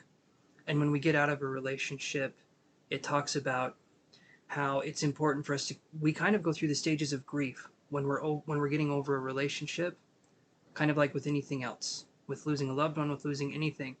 We go through the stages of grief, and in a relationship, especially like this, we will mourn the things that we didn't get to experience.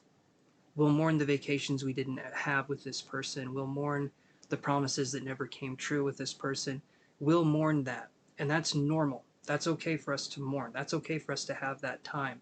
But it's important for us to have that time. It's important for us to take a moment and to actually look at what is going on, if that makes sense. So I can draw some cards here, But ultimately, that's what I'm feeling. I can look and kind of see if there's anything that's going to be coming up. But ultimately, what I'm feeling from Spirit is that there needs to be healing that takes place first. And then there can be connection again. But there's this, and the healing part is really important, because when we heal what happened with the relationship before, what's kind of been happening with us, it makes it so we don't rush into another relationship thinking that this person can fix us, or thinking that we need this person in our lives for us to feel better. It makes it so that we go into a relationship already completed mostly, and then the other person just kind of adds extra stuff to the relationship because we already feel complete within ourselves. And at least that's my point of view. So, BZ, does that make sense?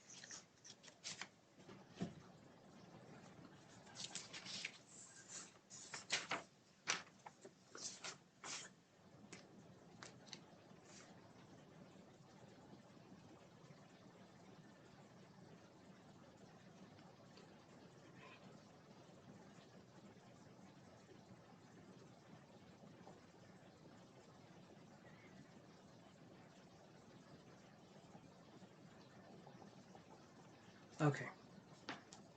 So, yeah, it's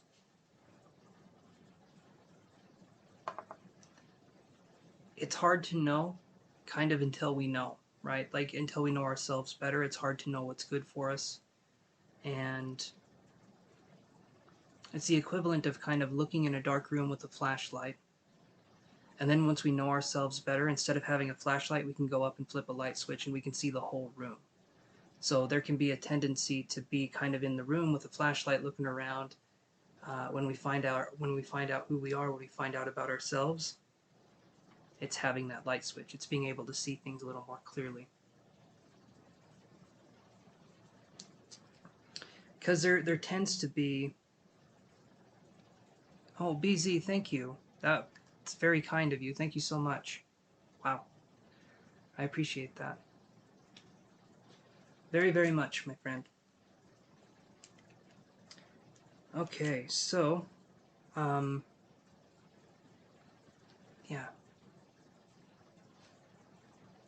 Okay, so, Sefwa, you are up.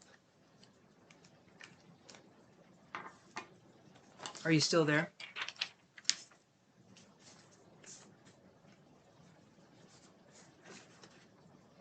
We just had the one question for Sefwa, so.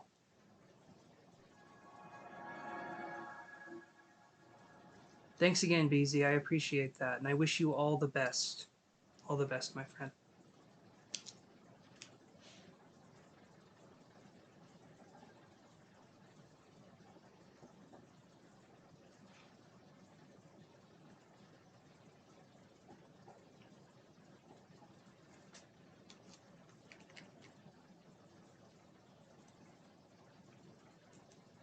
Does your manager have thoughts about you, about my work, about me, etc.? Okay. Okay. Let's do that.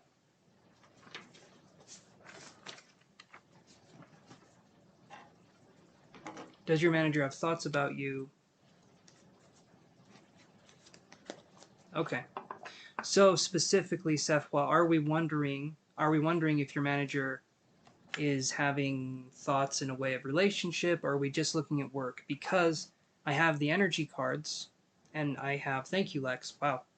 And I have the let's see, what are these? The love cards. And I'll put Lex on the list here. Let's see. Yes, thank you for your donation. I appreciate that.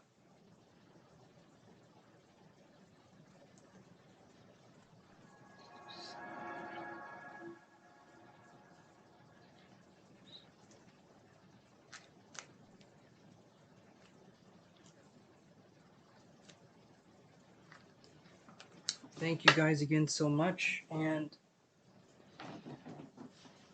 in the future, I will just say, if you guys really want to make sure when you guys pay that the money goes to me, Cash App and PayPal for the next time.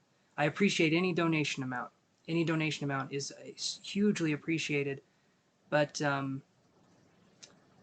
let's just say money has been dwindling out of my account, and I don't know why on this platform, on YouTube. So if we can go to Cash App and to PayPal, it makes it so I get more, I get almost all of the money that you guys send instead of a percentage that goes through into the super chats. But I appreciate all of it.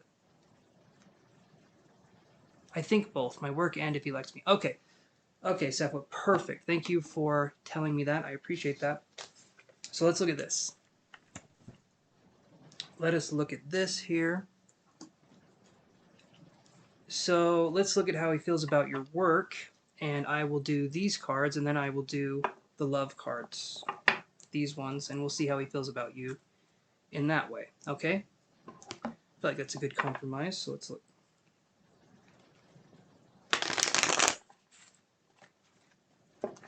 Perfect, thank you, Liz.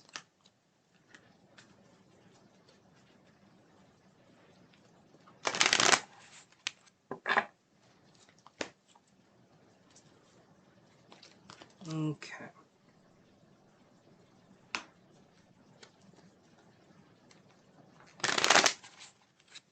And you guys, don't worry. I know the list seems a little long and I spend time on people. Please understand, I'm going to be here for a while. I'm not planning on going anywhere. So I'll probably be here until 1 my time, and it's almost 10. So I got another about 3.5 hours that I'm going to be online. So please be patient with me. And after I'm done answering the questions, these do get uploaded as well. So if you need to, you can go back and rewatch. Okay, so what does Sefwa's boss think about her work?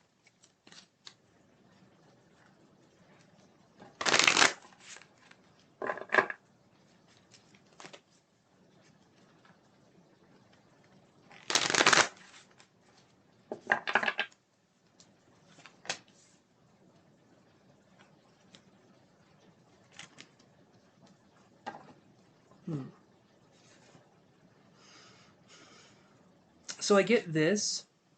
This one is Healer of the Ages in reverse. So Sefwa, I'm going to ask you some questions here with this card. Because when it comes to career readings, when it comes to this, I'm still learning a lot when it comes to career readings. So it's okay. Hopefully it's okay to ask questions. So Healer of Ages, Healer of the Ages in reverse. I'm wondering if you're bringing something into the work environment. Do you do anything? Do you help people, or do you try to find other ways to do the work that other people are doing? Maybe do you do things in an unconventional way? Is something going on with that where kind of you bring a unique style to how you work? That's what I'm curious about. Gotta take another drink.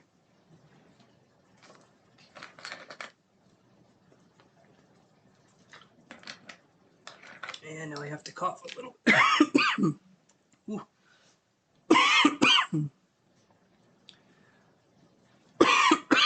Shoot.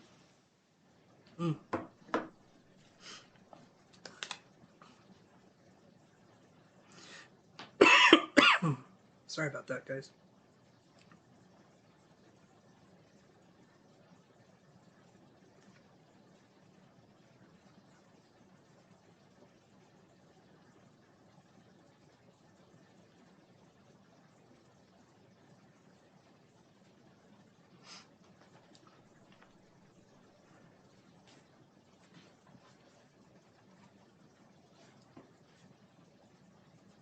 You sell shoes. Okay, I remember that.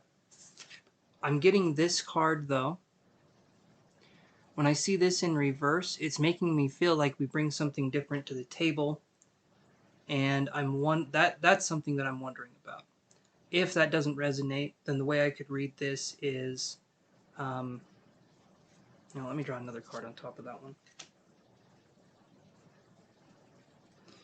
So then I get this card. Third chakra, Archangel Shamuel. Okay. And this one right here, with the Healer of the Ages in reverse, I'm wondering if maybe there could be a sense of... I'm wondering if maybe you guys clash a little bit.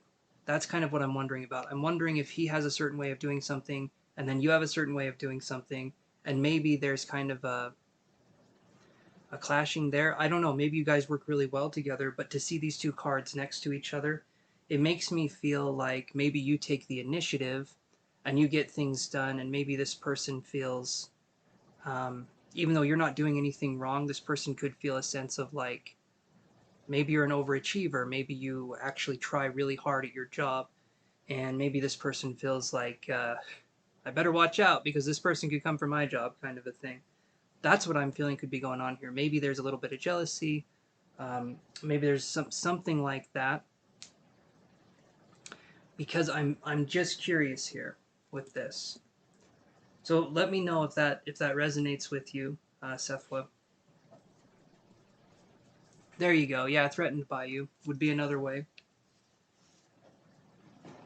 That's kind of what I'm thinking, but I'm not sure. When I see these two cards next to each other, it makes me feel like there could be something with that. And if the relationship is good, that's great. But I'm just, with the way these cards are coming up, that's what I'm wondering about.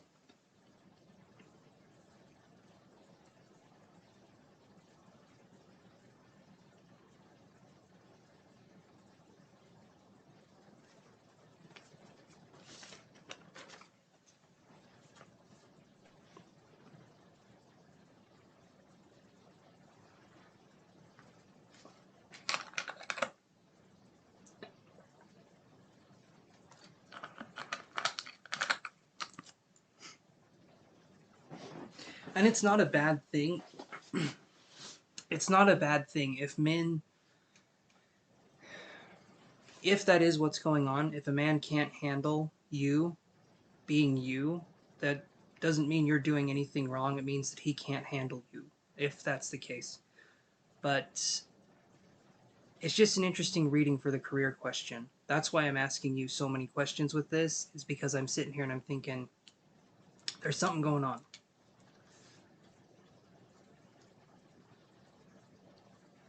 But let me put it this way. I do feel like performance-wise, work-wise, yes, this person admires the work ethic in a way. Another part of them thinks that maybe they could be threatened by you in that way as well, where maybe you're doing a lot more. I feel like you're doing your job in a very good way, and so this person could have some strong insecurities, right? Has nothing to do with you. It just has to deal with something that they've been going through themselves. So don't take this as I'm doing my job wrong or I'm doing this wrong, because you're not. Not what I'm seeing. I feel like you're doing a good job, but I feel like maybe this person doesn't know how to give you that kind of that boost to make you feel better. Like they don't tell you if you're doing good or not, or they don't tell you directly kind of what's going on.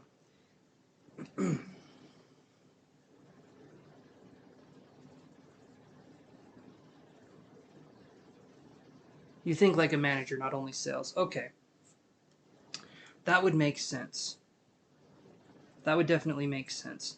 And that again, that's not a bad thing, right?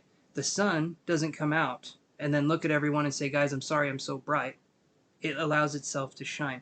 Likewise with you, allow yourself to keep shining, allow yourself to keep doing what you're doing, because you're an asset to the company. You're something that propels the company, and having a manager mindset is good, because I feel like that could be a role that you play. And so that's a good thing. Now, there could be some jealousy there, though. That's what I'm feeling. Where I'm seeing these two in reverse, and both of these feel like more masculine cards. Healer of the Ages in reverse, and then we have third chakra, Archangel Shamuel, upright, this one. It's kind of like, keep doing you, keep doing what you're doing, and let your own kind of inner compass be your guide, because if the people aren't necessarily telling you if you're doing good or not, odds are the more that the time goes by and you're still working there, take the fact that you're still working there as a sign of like things are going well, things are going okay. I do feel like you're good at your job. Other people can be intimidated by you, does not mean don't do it. Let them be intimidated. Let them go through whatever they have to go through, whatever petty bullshit they have to go through, let them go through it. You keep being you, but that's what I'm seeing here. Now we can look at the feelings. Okay, so I'm going to address that part, Seth. Well, we'll look at the feelings here. So how does your manager feel about you, the man? How does the man feel about you in a possible love interest way? Let's see what we get.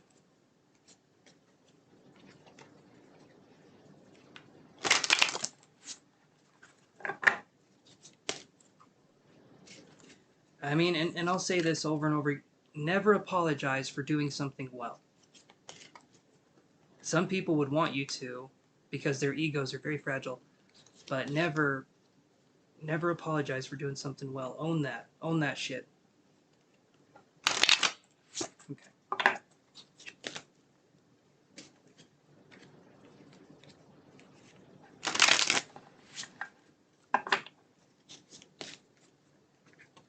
Let's look at this here.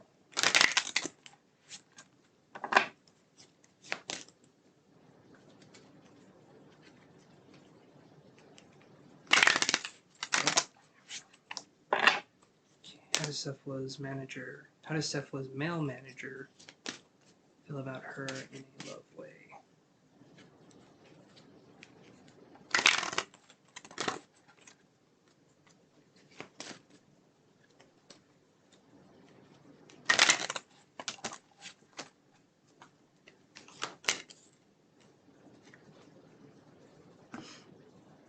Okay, so right now, Cephal, here's what I get. I get the Rainbow Reviver in reverse. So when I see this card right here, this is someone who I feel like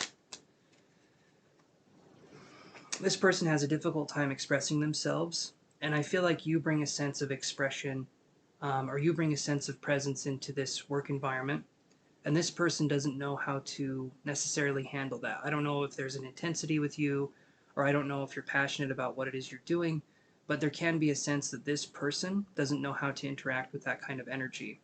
This one doesn't feel necessarily as much threatened by a connection. It's just this person doesn't, I don't feel like this person has the emotional, what would be,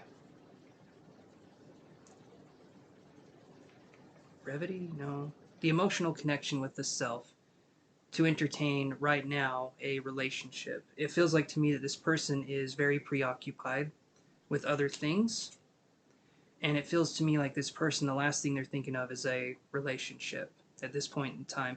It feels like there's a closed offness here. So, Seth, what does that kind of make sense that there could be a closed off energy with this male manager person?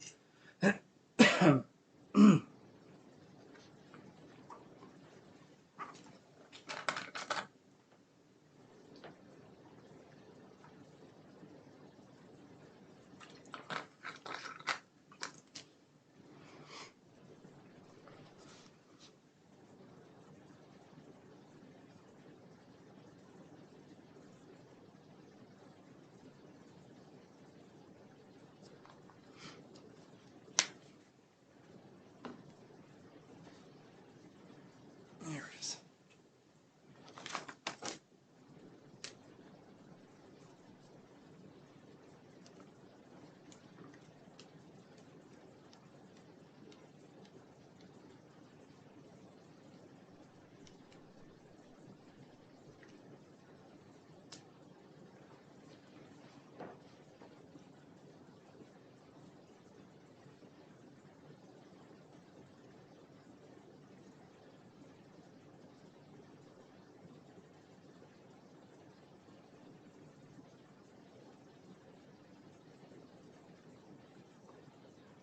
Are you saying, Lex, are you saying intelligence in terms of...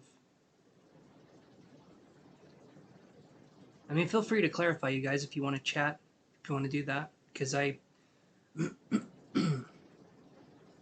okay with that.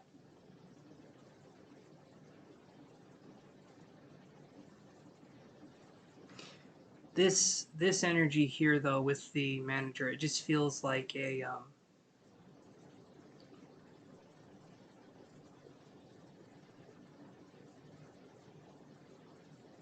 it feels like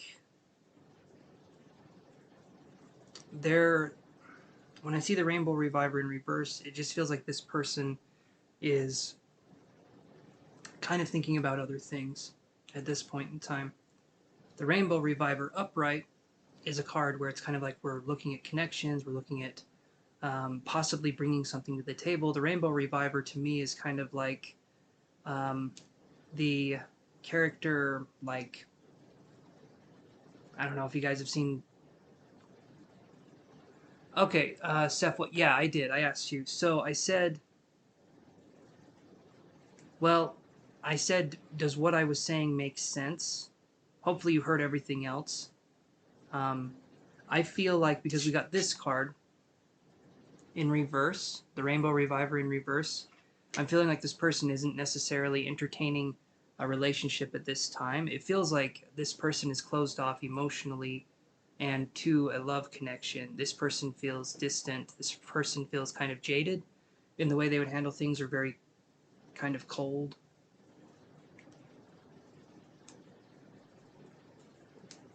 Can you hear me, Sefwa? Hopefully you can. Can everyone else hear me okay?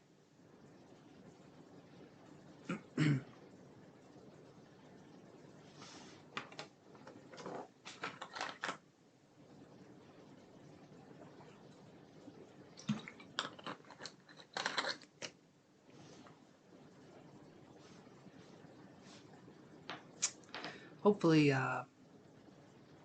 hopefully you can hear me.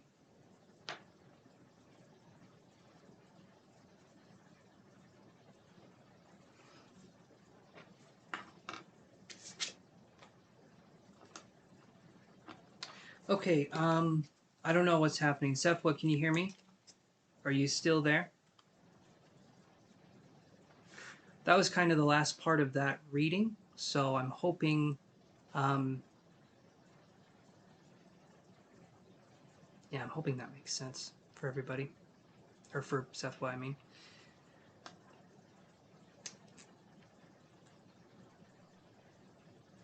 I'm gonna, let's see here. So I'll give it about another 30 seconds here, and then I'm thinking I'm gonna go. I'll just say this. So for some reason she cannot see this.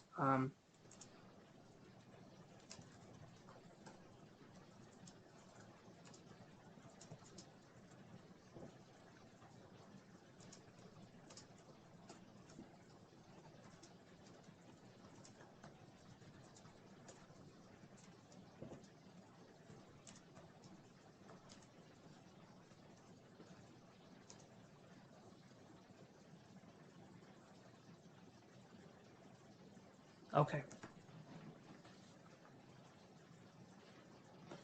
All right. So you can. Okay, and Mario says yes as well. Okay, so Seth, what I'm saying makes sense then, hopefully. And Liz says yes. Okay, so Sefwa, I would say kind of see where that goes with this person. Right now, though, I'm not feeling like there's strong romantic vibes yet, or anything like that right now. If you feel like he's flirting with you, let that kind of see where that goes. If that's something you want to entertain, see where that goes, and see how he acts with you. Especially if we're going to be dating a boss, or we're going to be dating someone that we're working with, really make sure that you see his connection to you, and make sure that he doesn't only treat you with respect. Look at how he treats other people. You can see in a boss, if you're working with a boss or you're wanting to date someone who's in charge, look at how they treat their workers, and then kind of judge them based off of that. Look at how they treat people when they go out, if you have that opportunity, how they treat people that serve them food, how they treat people that do different things, and look at how they are with other parts in their life. But just be open to that opportunity, and make sure to look at the situation for what it is. But that's what I've got for you, Sefwa, so hopefully that makes sense.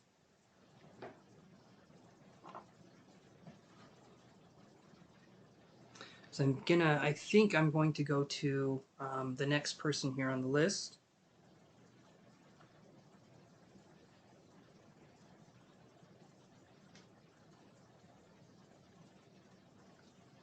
Okay, Christine, that is a very good question. So, well, you're coming up. You're the next one up. And I'm thinking with Sefwa, I feel like I'm done with her question. So hopefully that helped answer your question, Sefwa. And then I'm going to go to Christine's question here. And thank you so much again for the donation. I really appreciate that. But let's go with Christine's question here. So you said, I'm here. Here's my first. Is there anything that the universe wants me to know? And yes, Christine, those are very good questions. Is there anything the universe wants you to know?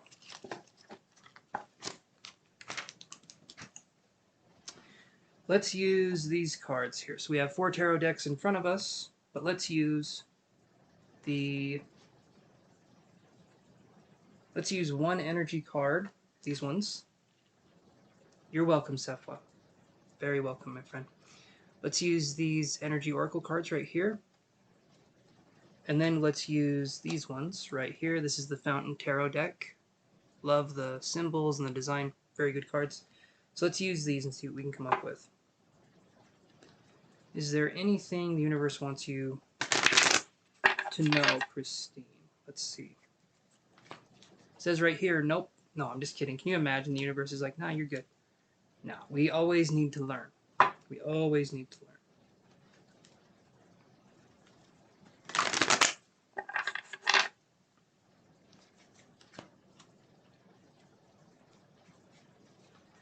Christine, you're okay. You're okay.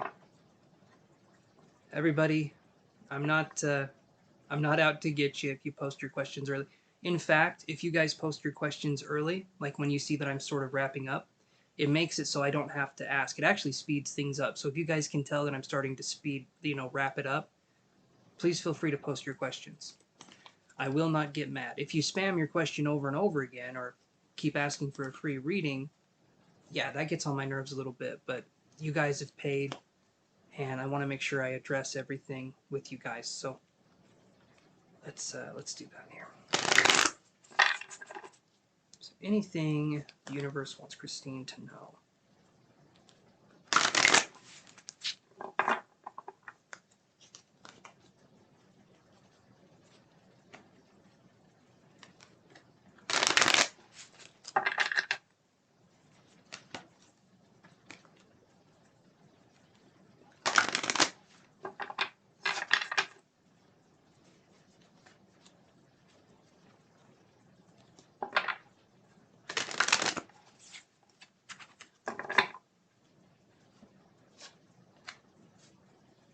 That's good.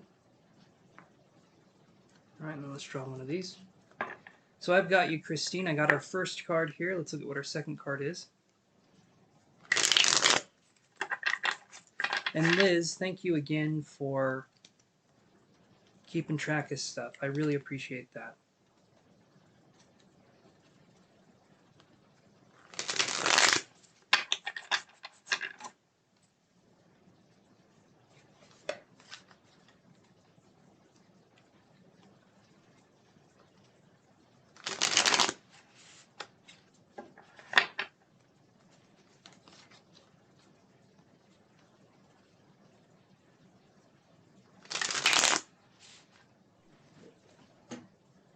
Yes, Jasmine, you are next.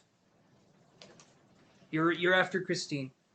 And yes, she is, Christine. She is awesome. She's been helping out on the channel for, it feels like quite a while now, so I just really appreciate having the support.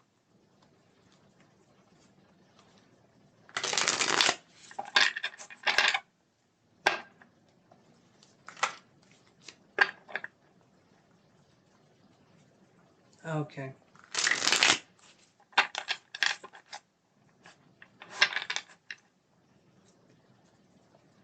Well, thank you, Christine. I appreciate that.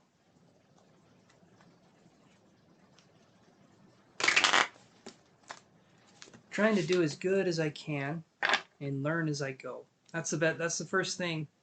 You're starting on YouTube, just start. If you're starting on the internet, just start and learn as you go, because nobody has all the answers. But you will pick up a lot more questions along the way, that's for sure. Okay, so let's see this one. Okay, Christine, so I'm going to ask you this. So I get the temple path right here, and I'll explain that card, and then I get the Page of Wands right here. And it's this child holding up, I think it's a... Thank you, Christine, I appreciate that. I'm trying to pick services that make it so the funds go straight to me instead of not, you know what I mean? And that goes for anyone else that's watching too. Pay your readers through Cash App and PayPal, please. Do it only through Cash App and PayPal if you can, because it goes straight to the creators. Through Super Chats, it does not go all the way to the creators. Anyway, so we have Page of Wands, and you can see here it's this little girl holding up this rod of light. Okay, the Page of Wands is all about beginning something, kind of like we're getting started with something, a passion, a hobby, a project. But then when I see the temple path here, right here, so I'm going to ask you this, Christine. I'm going to ask you, have you been studying anything spiritually? Have you been trying to look into developing psychically, or have you been looking into developing spiritually in any way, Christine? Because right now these cards are saying that maybe you're looking into developing spiritually.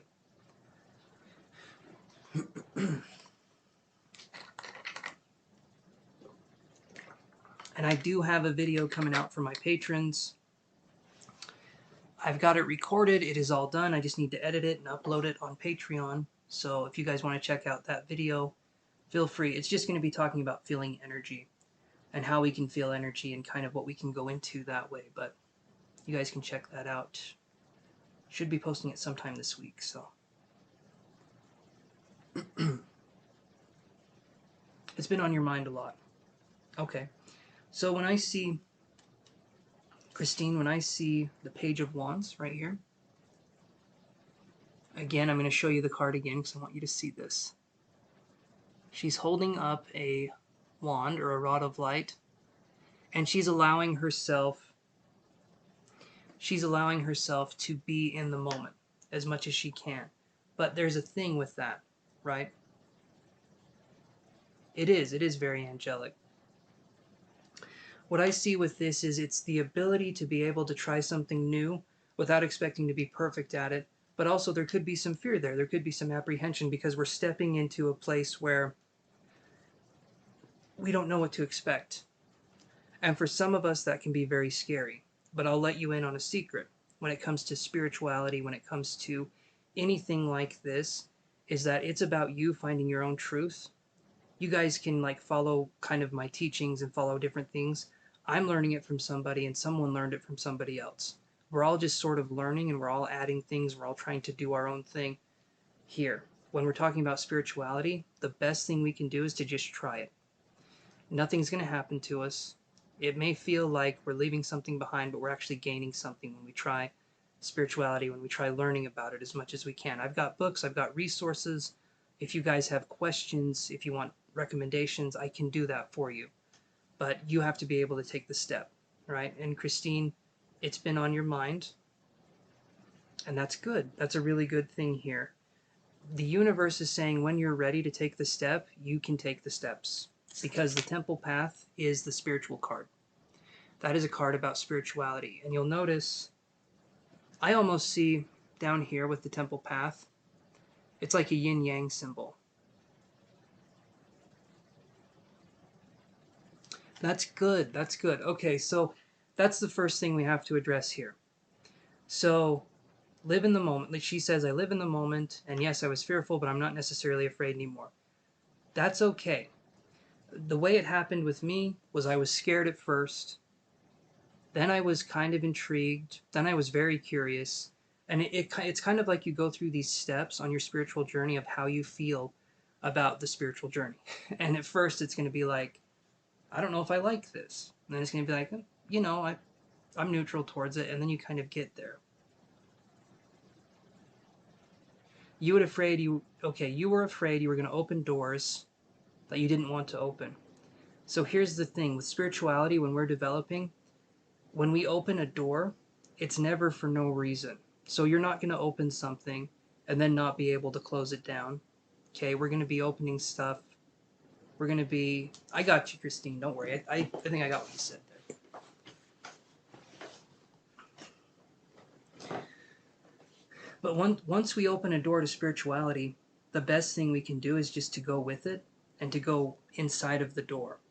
It's if we just open the door and then we look inside and we never take that step, I mean, that's okay too. But with spirituality, especially, let yourself kind of walk in it. Let yourself learn as much as you can. And I would say learn primarily from, like, there's books and there's trusted authors out there, um, because there can be a lot more substance versus maybe some of us learn through Facebook posts or through Instagram posts or through different things like that. I would say learn through reading and learn from authors that have made this their job or their life's work, because then we can learn a lot more and we can see kind of the differences of kind of what they're talking about and what we can learn in that way. So what I'm seeing here is, Christine, take your steps when you're ready. There's no rush, but allow yourself to be curious and allow yourself to open those doors, so to speak, and realize that when those doors open, nothing bad's going to come out of those doors. But sometimes when we open a door, the only thing we see can be kind of a darkness. But that darkness kind of holds an infinite possibility. The reason why there isn't light when we open the doors sometimes is so that we can understand what that kind of darkness feels like. And so that when we do get the light, we appreciate it more. When we do get illumination, we appreciate that more. And teachers and different ways of being in the spiritual moment can help us to lighten the room, so to speak. And Alan Watts is really good. Um, for me, I love listening to Alan Watts. He's really good.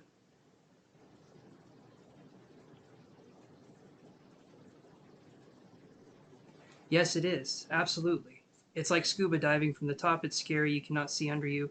But when you go under, you realize it's more peaceful than you ever imagined. And for you, that's great. For me, I am scared of water. I'm very scared of scuba diving. I'm pretty sure I would just have a heart attack and die. So, but if that's peaceful for you, that's great. For me, I prefer the dark door, please.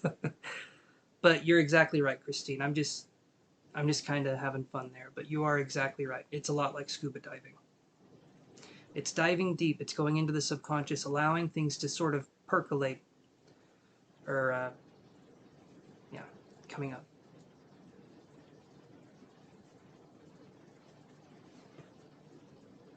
Yeah, you imagine sharks, but there's nothing under. I may have seen one fish. I imagine it's a lot more peaceful. I imagine it's a lot more peaceful than what I'm thinking. I just wish I didn't have a fear of water. It is a weird irrational fear. So you know, but that's what I personally believe, that it's just diving into the subconscious. And the thing with the conscious, so I'm going to release videos on this talking about the different minds that we have. Again, any video ideas that I'm talking about, you guys, if you sign up to my Patreon, you will get those videos. If not, I just do the lives on the channel, at least for now. But I'm definitely going to talk about my ayahuasca experience, maybe some psychedelic experiences that I've had, some different things that I've been through, and then I can tell you guys kind of different things from there. But yeah, so Christine, that's what I'm getting here, is just allowing yourself to take your steps. When you're ready, the doors are open, or the scuba tank and the gear is all on you. All you have to do is dive. And let yourself enjoy that. Let yourself enjoy those moments of not knowing, because honestly, that place of being kind of scared and unfamiliar is kind of the funnest part, because we're sort of feeling the potentiality of everything. we haven't actualized into any set form of learning yet, and because of that, there can be a sense of beauty and wonder in that place.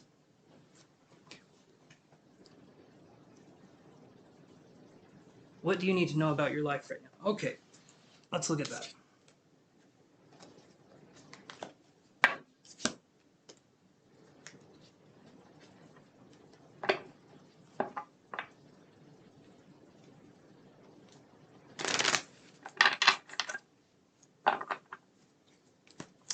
Let's look at that. What does Christine need to know about her life right now?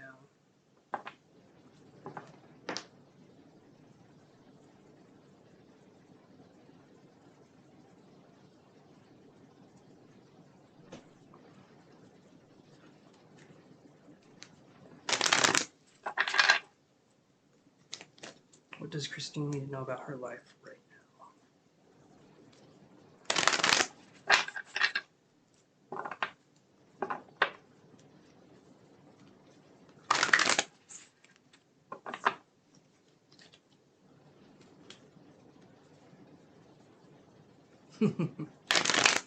You're doing good, Christine. You're doing really good. These are good questions. Something we can actually we can get more insight on. So you're doing really good. Let's see what we can get here. What does Christine need to know about her life right now? Let's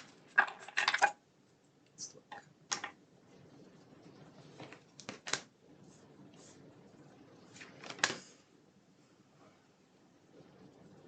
Found them on the internet. Well, that works too. That works. If you find the questions and they resonate with you, go with it, right? So here's what I get for you, Christine. I get Door to Romance. This one is in reverse. Okay. And then I get Fourth Chakra, Archangel Raphael. Hey, the Empress. Yes, you can. You can absolutely be added. Just Cashapp or PayPal here. And then we can add you.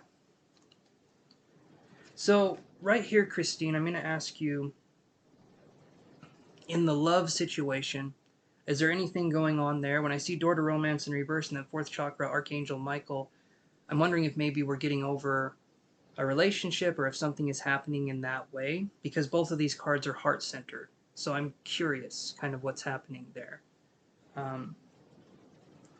You can let me know here. I'm just going to...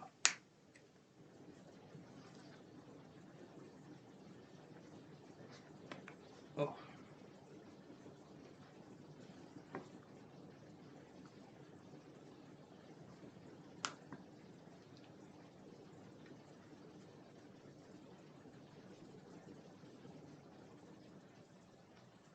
Okay.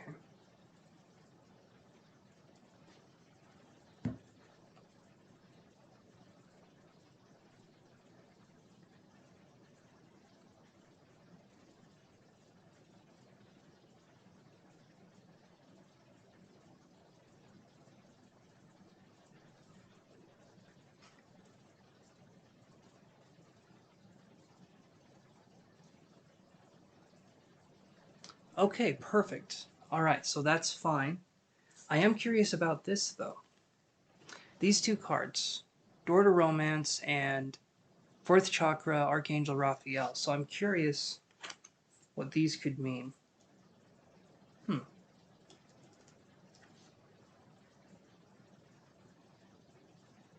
No, I didn't. I just am seeing something in the cards here, and I'm not sure how it goes with you. Okay, Cash App was sent.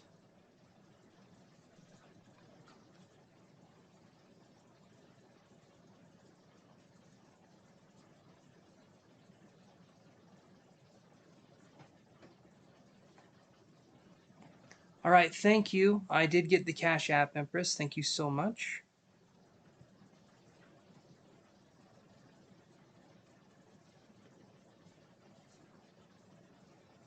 Sorry, give me 1 second here. Yeah, and Christine, I'm not saying that there's anything necessarily going on. I just got these cards, and I was wondering if maybe there was something happening. The fourth chakra, Archangel Raphael, though, is upright, so that's good. So maybe are we working on getting closer in the relationship, or are we working on maybe reconnecting in a different way? Where there's the fourth chakra here, it feels to me like maybe there's a coming together of something. Fourth chakra, Archangel Raphael. I'll show you the card again here.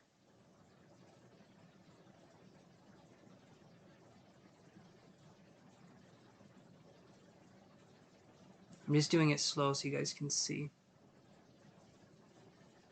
Here we go.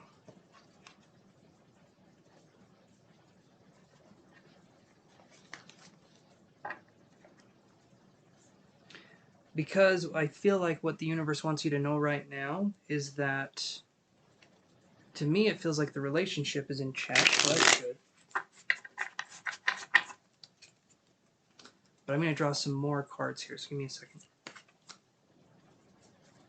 I'll see what we get on the door to romance, and maybe I can get a little bit more insight.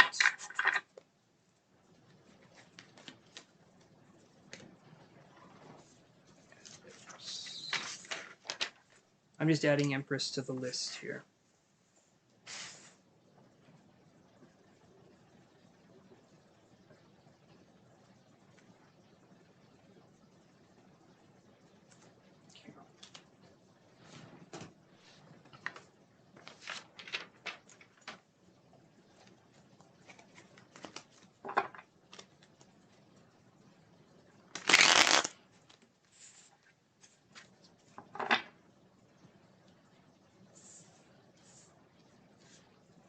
That's okay, Christine. I'll see if I can get some more insight here. And I appreciate you being open to the information. That's the most important part, is just being open. Right. It is, in my opinion, these readings that we're doing, they're quantum. So they're non-linear in time. So it could be right after, it could be a couple days after, maybe something happens and maybe we're working through something. So it is quantum in the way that it works, where it's kind of can go forward or back in time. At least I've had that experience myself. So.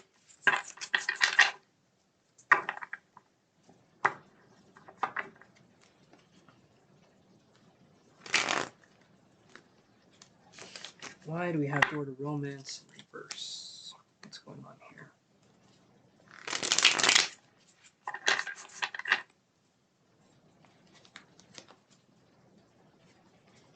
This is just for, you asked what the universe, or you asked what life wanted you to know right now, Christine, and this is what I got. This is what life is wanting you to know right now. This is looking like a love reading, but we're going to see here.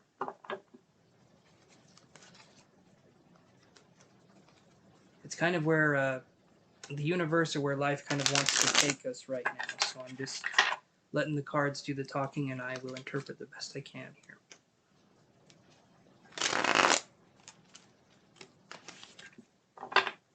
Okay.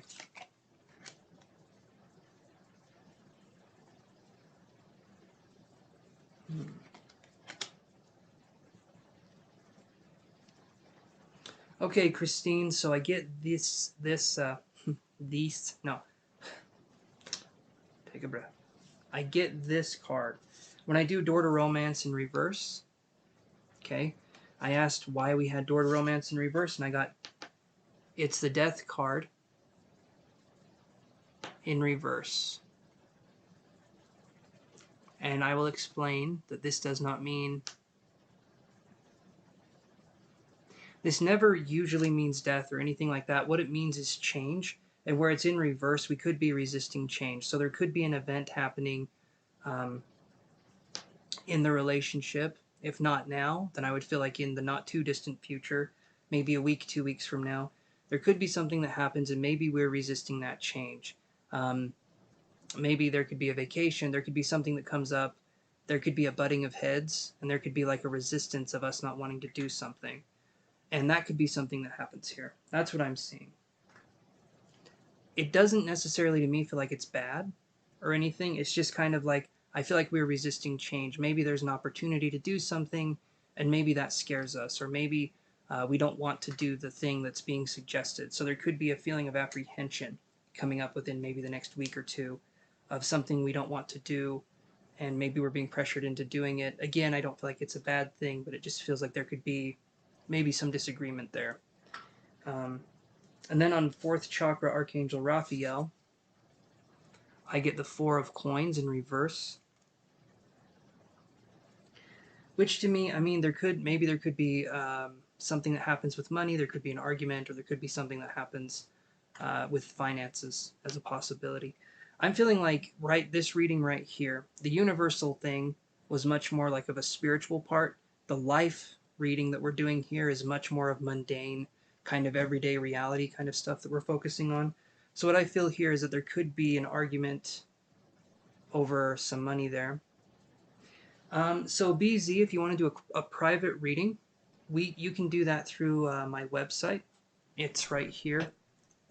And or you can email me and tell me what you would feel comfortable doing. Again, through my website. Let me do it this way.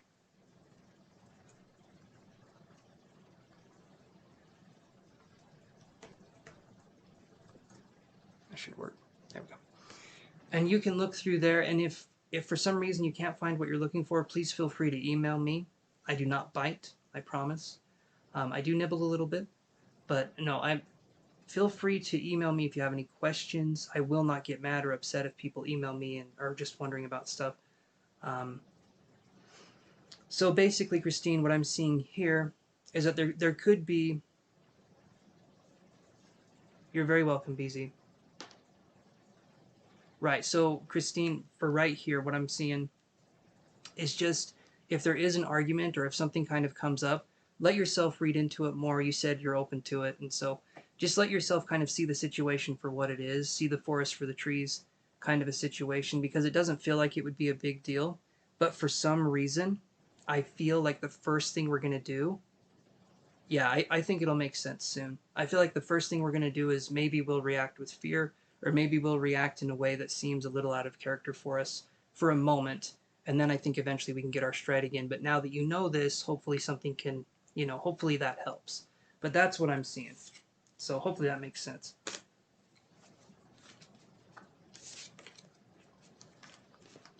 And I will say this right now, it will be Mercury in retrograde. There will be miscommunication. Things will happen.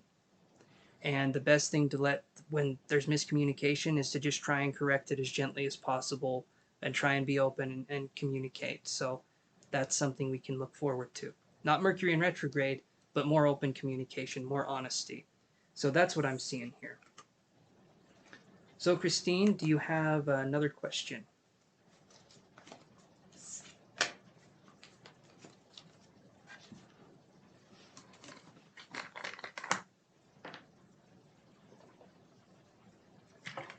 Okay.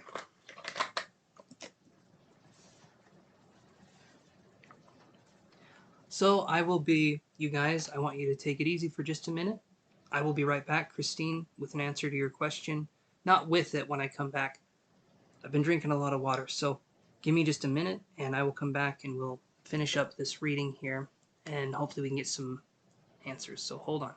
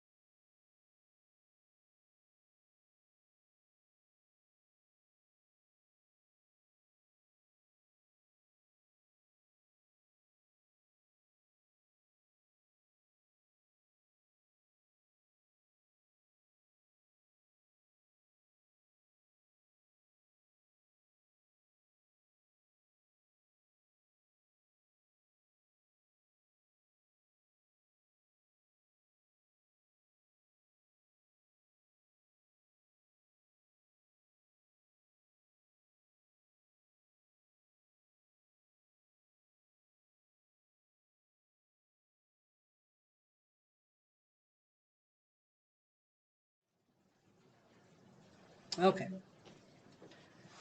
I am back.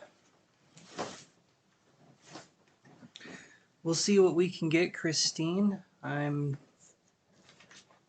would ask you if I could connect psychically, but I feel like that's what you're asking already, so I will just connect. So let's try this here.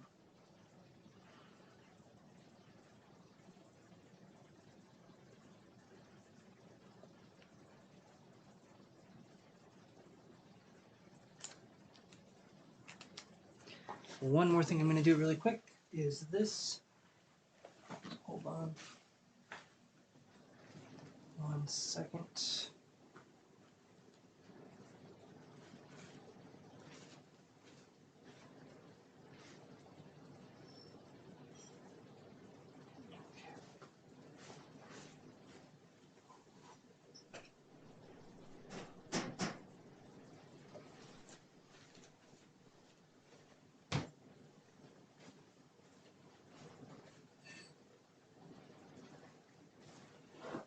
I'm just lighting some incense, you guys. Helps me to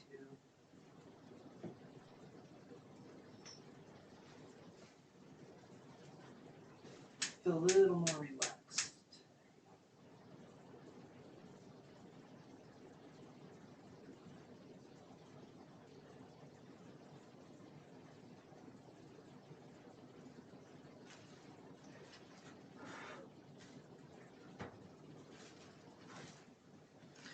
All right, let's go here. I'll see what I can pick up. The very first thing that came through is, Christine, was there anyone who had a pet turtle or a pet tortoise? Either the tortoise is on the other side or maybe the person is too, but it feels like the first thing I'm seeing is a turtle or a tortoise of some kind. And it felt like it was kept in a little tank, so that's why I was thinking it was a pet and not symbolic.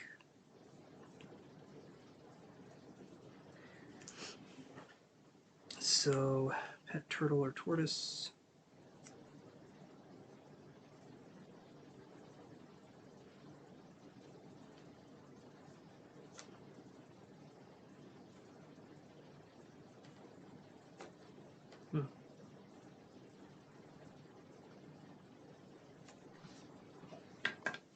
It's really tricky.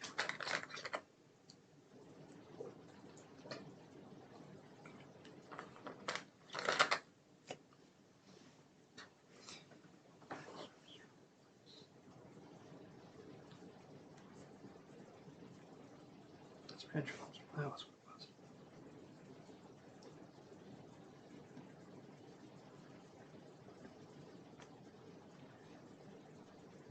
Maybe when you were little. Okay.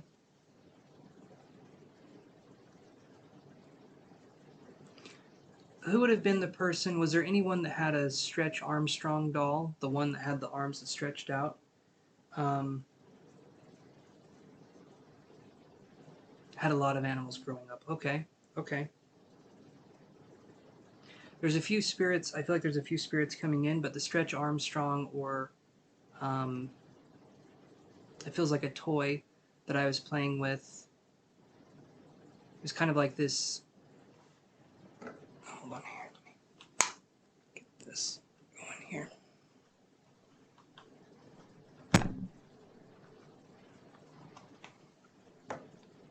I may have been very young. Okay, okay. That's all right. I'm just trying to tune in here, trying to see what I get.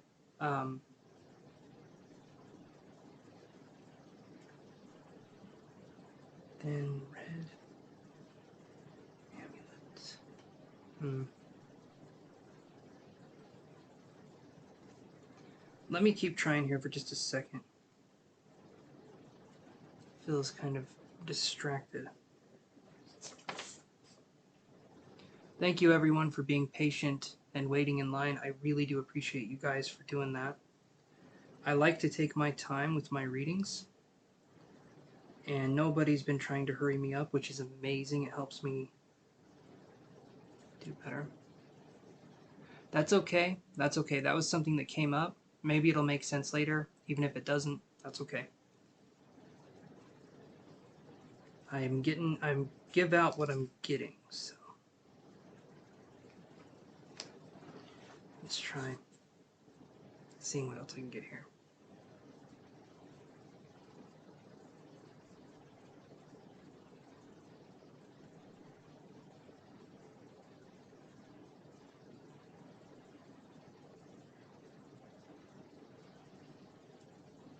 Is there someone that it feels like a woman, possibly an aunt? Um, I'm feeling like maybe on the mother's side, I'm not sure, and maybe it's even a great aunt. But I'm feeling like, is there anyone you light a candle for, or anyone you have a remembrance for? It feels like this spirit. Maybe when you were younger, I'm not sure, but it feels like it was an aunt, possibly on your mother's side. And I feel like we light a candle, or we do something. We have like a remembrance for this person. That's what I'm feeling anyway. It felt like.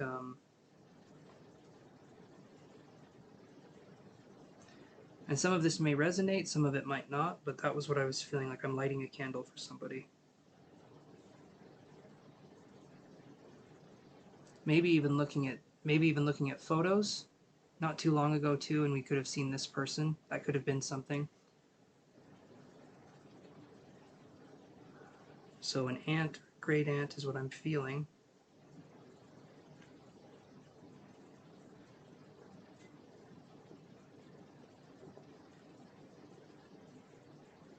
I'm still learning as I'm going with this. So when I do these mediumship things and psychic part, I'm still learning very much. So if it's a no, that's okay.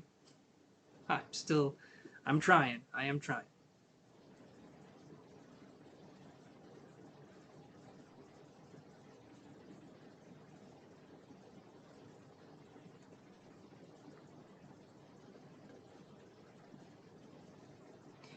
I'm feeling maybe this person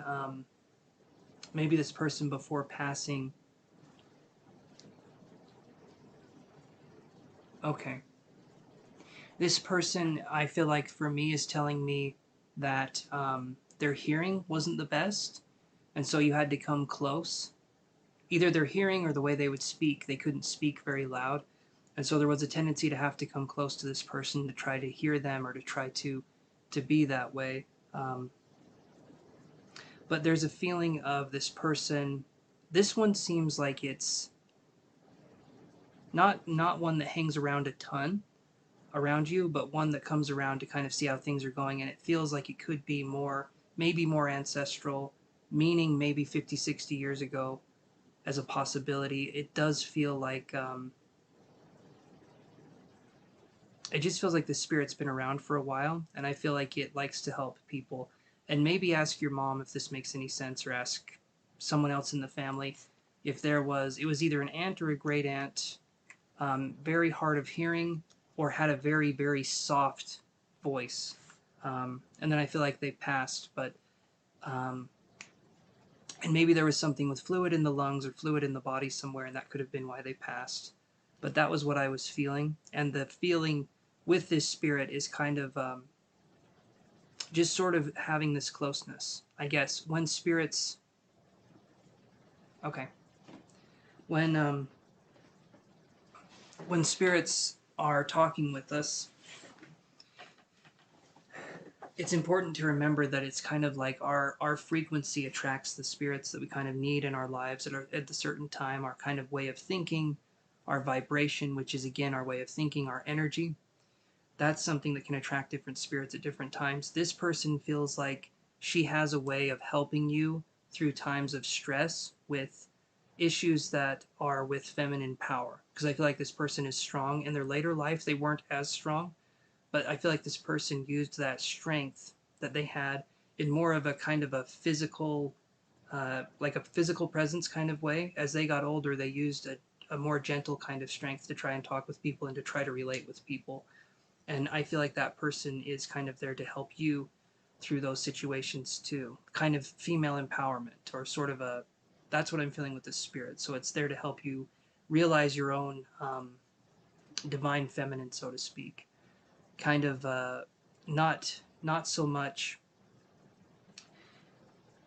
focusing on giving and receiving in return.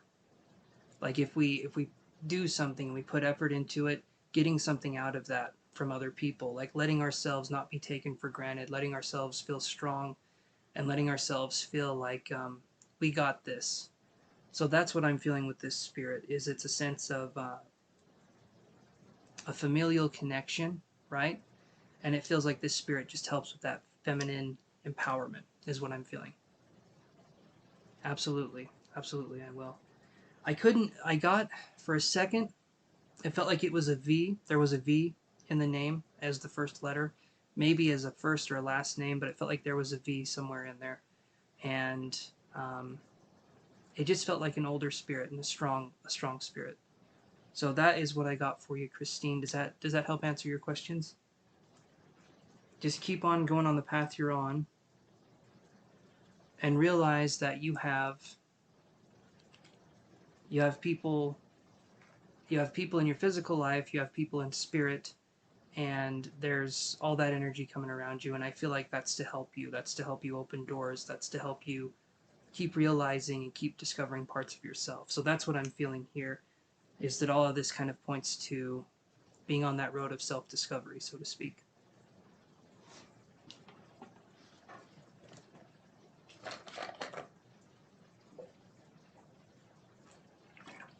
Okay, hopefully that's okay if I go to Jasmine now.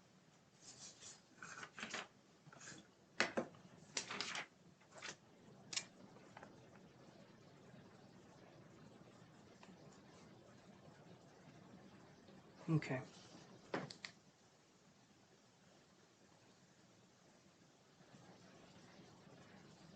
Hey, Y-Ban, how are you doing?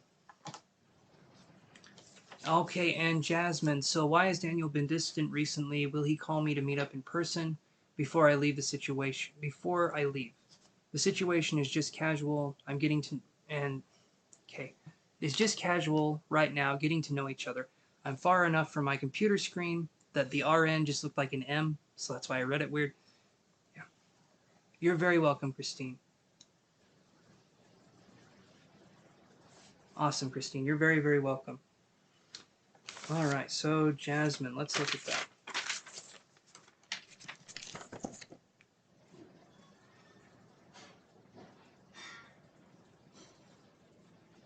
So I've got these cards right here. We'll look at these love cards here, and I'll see what I can come up with. Well, you said...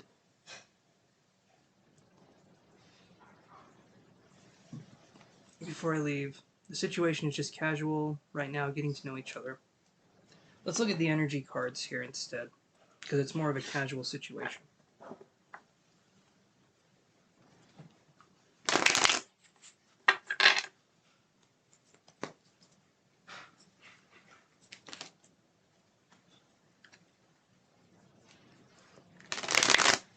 Right now we're on Jasmine, and then we have Nessa, Mario, Lex, and then Empress.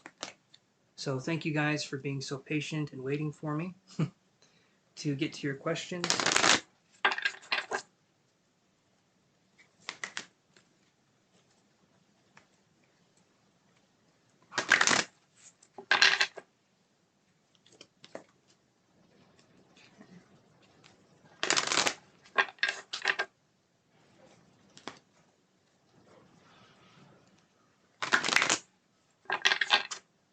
Let's do this again.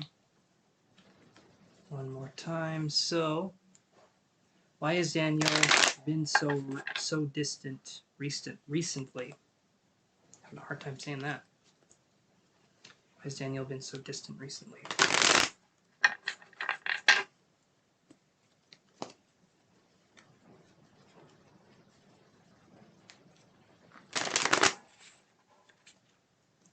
Thank you, Liz. I appreciate that.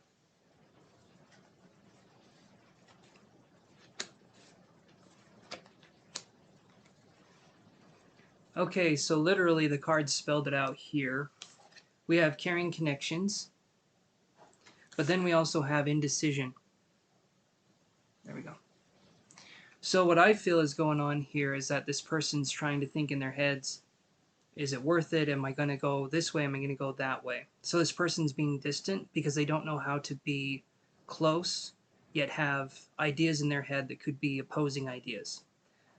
What I mean by that is it's like this person doesn't know how to think one way and act another way. We shouldn't have to, but this person is really putting themselves into this spot where it's like they have to know the answer to these questions absolutely 100% before they do anything.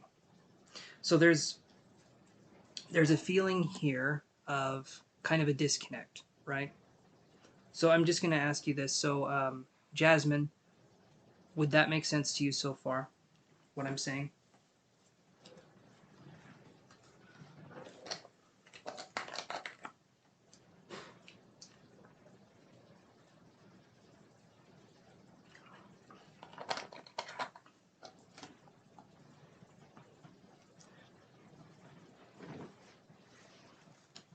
And I'll address the other question too. Yes, it does. Okay, so I'll address the other question too. So you're wondering if he'll call.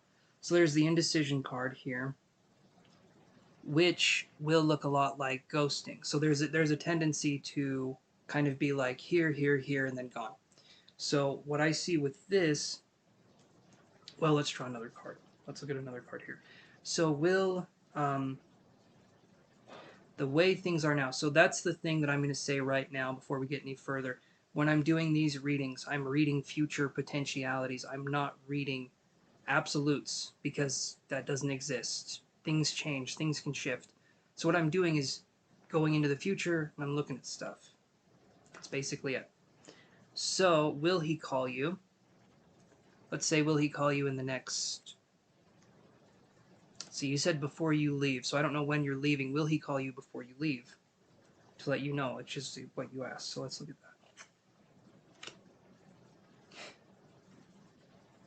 Okay, so Daniel here, we have these two cards. Luckily, this one is upright, but so we have the indecision card that I showed you before, right? Okay. Then we have the thinking man card, which was the one, will he call you? So Daniel, to me, strikes me as a person. He strikes me as a person who has to think before thinking. He has to think his thoughts before having thoughts that he thinks. So there's a tendency to overthink himself. When I see, and the reason I say overthink is because we have the thinking man and we have indecision. However, we do have caring connections right here. So there's caringness, there's a caring here, there's feelings here, but maybe because this person knows that there could be a potential of things possibly just kind of dropping off, maybe this person doesn't want to invest in that. That could be something. I'm not sure though. It's so Jasmine, you said you're leaving. You said it was more of a casual situation. That's awesome. But I'm wondering, does he know it's more of a casual thing, or was he getting invested?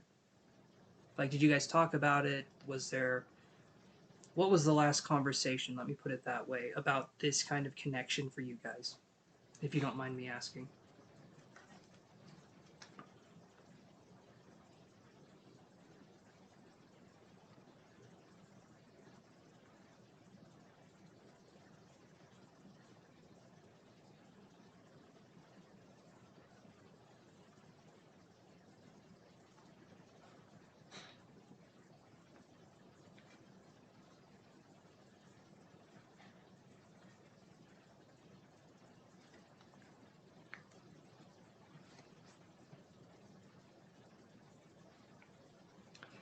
Okay, so I would say right now, but you didn't know. Okay, okay, so that makes sense. So there's a feeling here that there is a connection. Okay, we did get the caring connections card again. I'll show you that. But do you want to be with someone who has to think everything through to the point of not moving? That's what I'm feeling here. Is that there's a sense of what I would call analysis paralysis, right? I should know because I am a Virgo uh, rising individual, and that is something that happens. But what I'm saying here is that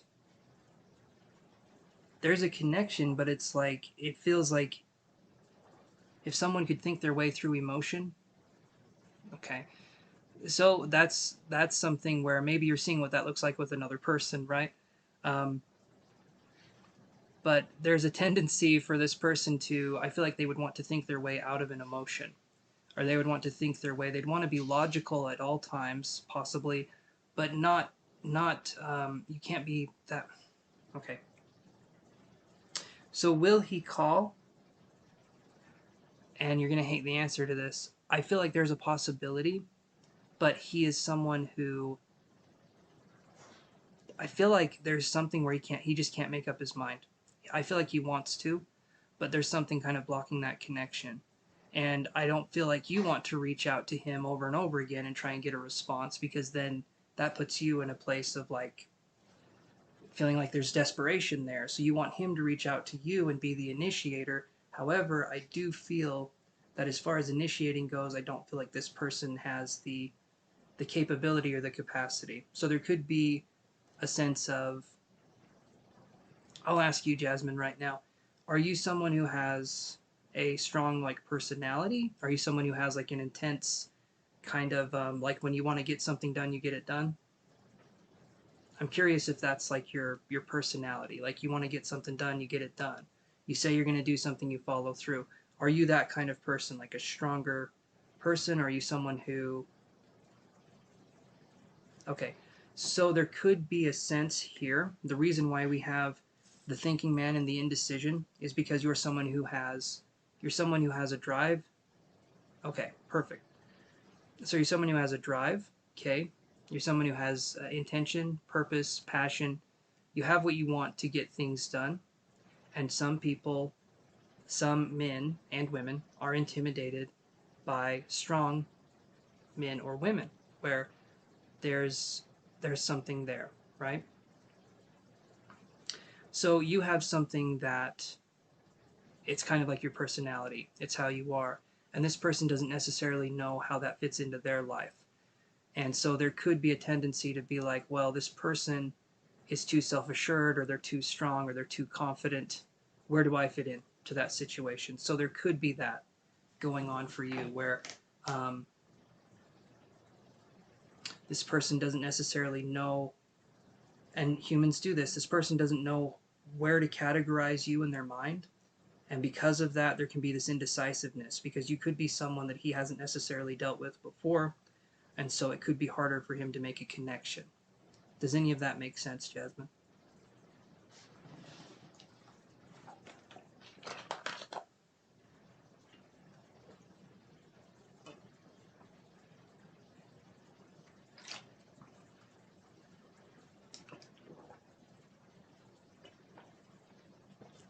Ah,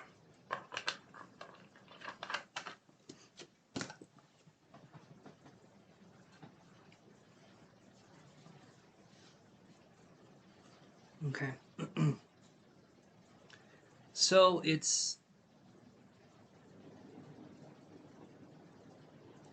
I'm feeling right now, Jasmine, that I personally am feeling that it's not going to happen because of the way this is kind of going on, where I do feel like there could be a someone who, and I've said it in a few of the other readings too, strong women, and you don't need to dull your shine. You don't need to not be strong. That's not what I'm saying at all.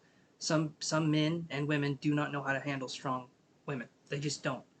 And so it comes into this thing of being like, well, maybe I should stop being strong, or maybe no. Keep being you. Keep doing you, because you're doing great.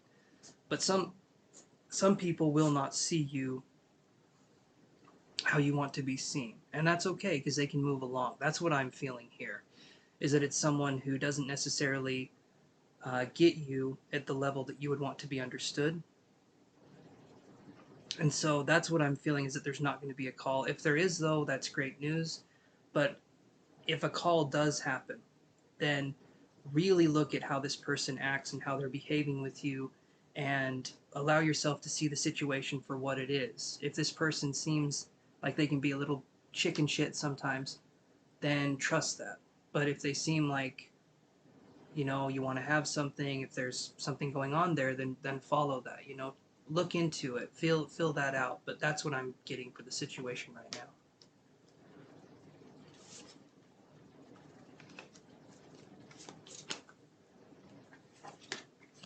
So hopefully that helps answer your question, Jasmine.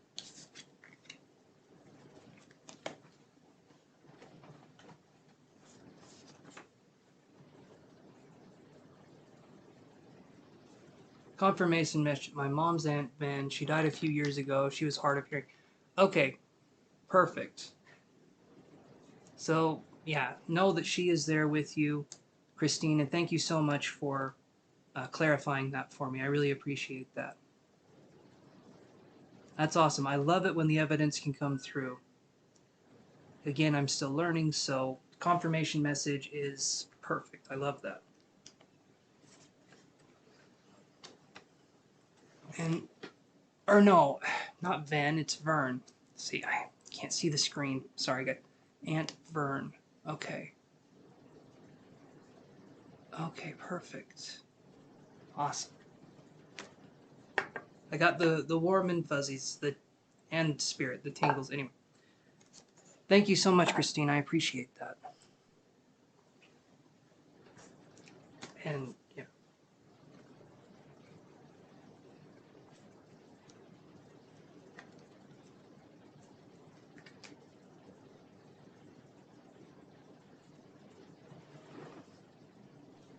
And that also would have been your great aunt. So that was, I think I'm getting the hang of it a little bit more.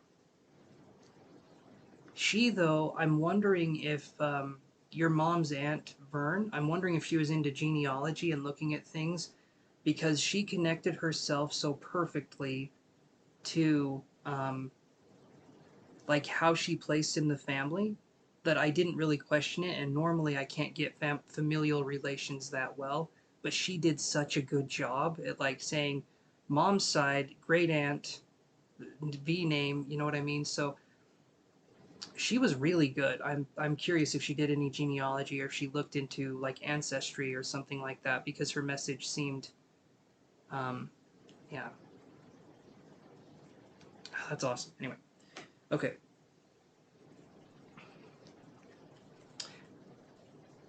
So Jasmine, hopefully that answers your question. And I'm going to move on to Nessa here. And so Nessa, are you there? Yep, there's your V name. Awesome. Love that. I love that.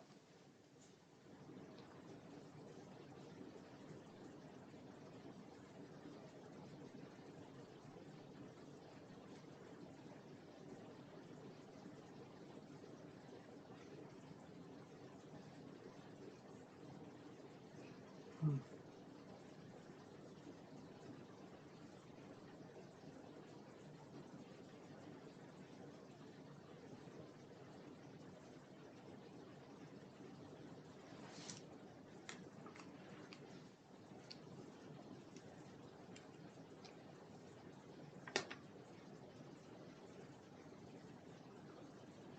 Okay, I'll say it one more time. Nessa, are you there?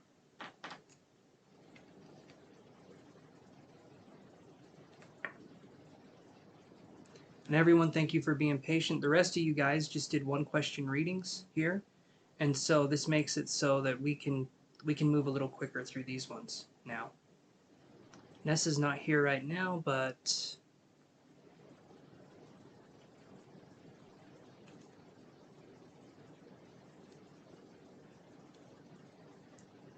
yes, it was Christine. I enjoyed doing that too. That was really fun. Absolutely, look into her more and know that when you're looking into the family members like that, their spirit's with you too. When we show curiosity towards the spirit world or those that have passed on, their spirit comes to be with you in those moments. Oh, there's Nessa. Perfect.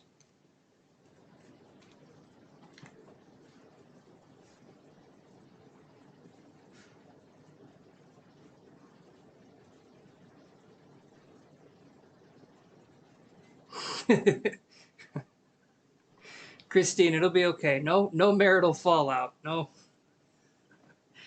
I'm thinking an argument. I'm thinking a misunderstanding, miscommunication, and then things will be okay. But that's what I'm feeling here. Okay, Nessa, thank you. Thank you for saying you're here. Perfect. So let's move on to your question.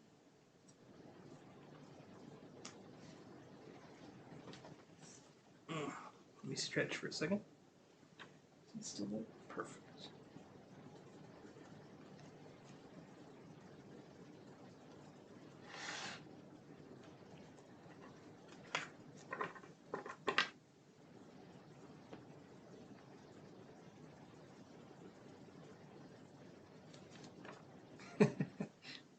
I know you're kidding, Christine. It just made me feel bad for a second. I hate giving people, bad news, but it didn't feel like it was bad news. It just felt like there was misunderstanding. But we can play around with that. That's okay. We can have fun with that. Okay, so Nessa is wondering what her future partner will look like here. Hold on.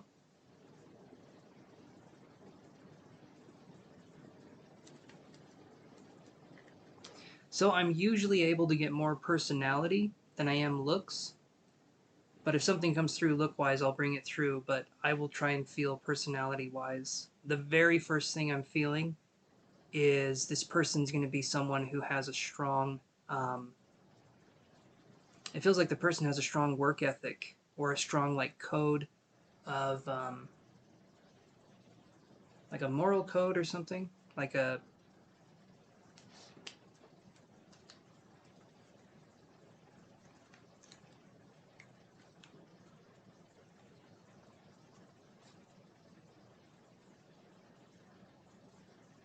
Okay. So, Nessa, I just want to know, can you hear me right now? Anyone that's not caught up to the video, please put it forward a little bit. Sometimes there's some lag or some delay, just because I can talk to you guys directly a little easier. So, Nessa, can you hear what I'm saying right now?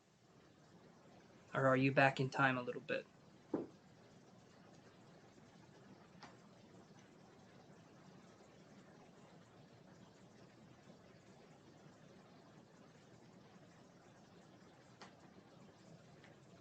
So I have a feeling we're back in time maybe about a minute or two.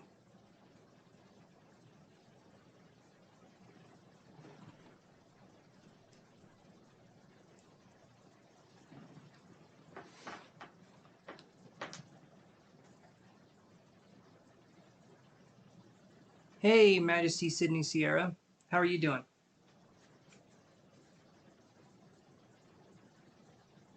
All right, we'll do personality here for you, Nessa. So let me see what I can get. So we had hard worker.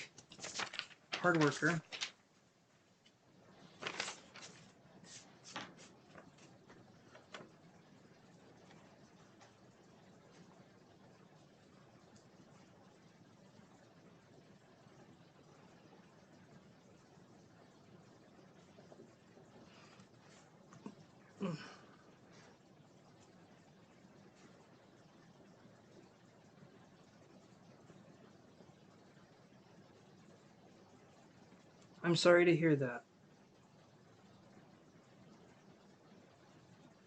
Hopefully you can find some solace here, Sierra.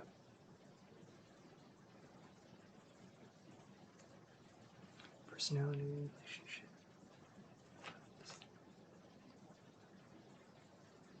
Okay.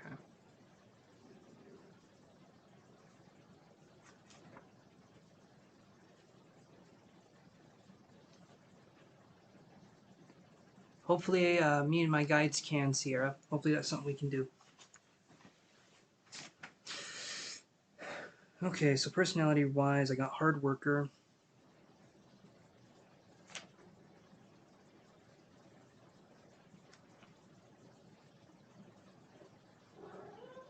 Hey, buddy.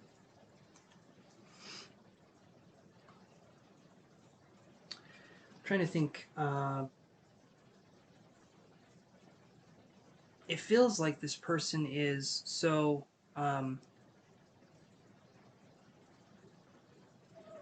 feels like the person is bigger here. Like more, I guess, bulky or burly is what I was feeling.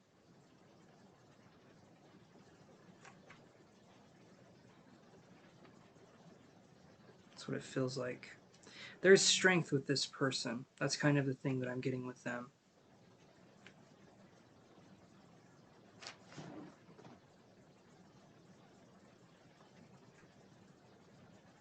Hmm.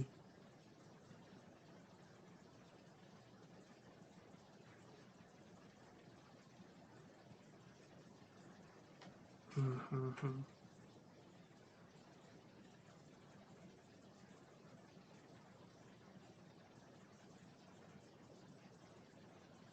There may be with this person uh, their father may be in spirit, is what I'm feeling. So they could have a parent that is in spirit. Um, and it feels like a father, or someone who is like a father to them that's in spirit.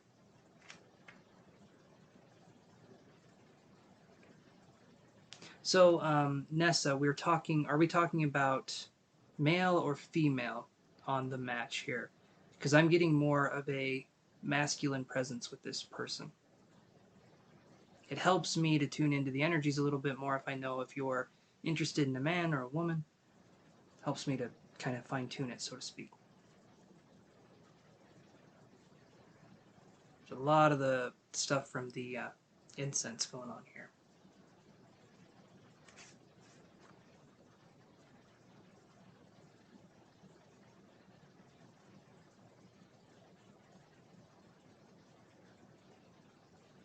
Male, okay.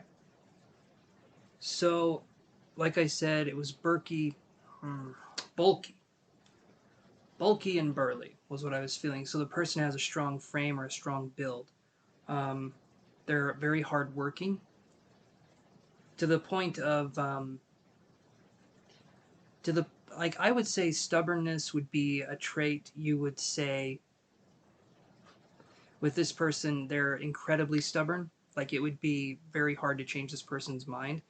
I feel like they're open with certain ideas, but they're not with other. Like certain ways that they became who they are, they're not willing to change.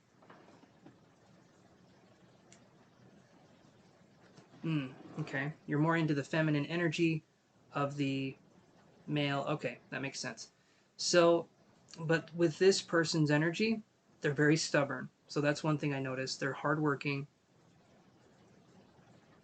There can be a softer side, but this person will not show the softer side, especially when you first meet them. I feel like there's this thing where this person kind of puts on a show. When you first meet them, they try to act all macho and tough.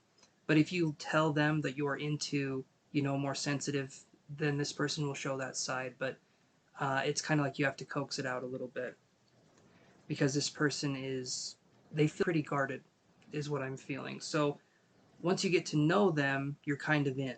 You're like in this club, but they have a sense of, yeah. So the openness is there, but it's not going to be there when you meet this person in public. It's going to be there after you get to know them. I'm feeling like the number 4 pops up, so it's going to be 4 dates, or it's going to be 4. Just the number 4 popped up, and I feel like that's talking about dates before you know that this person has a softer side because he likes to keep things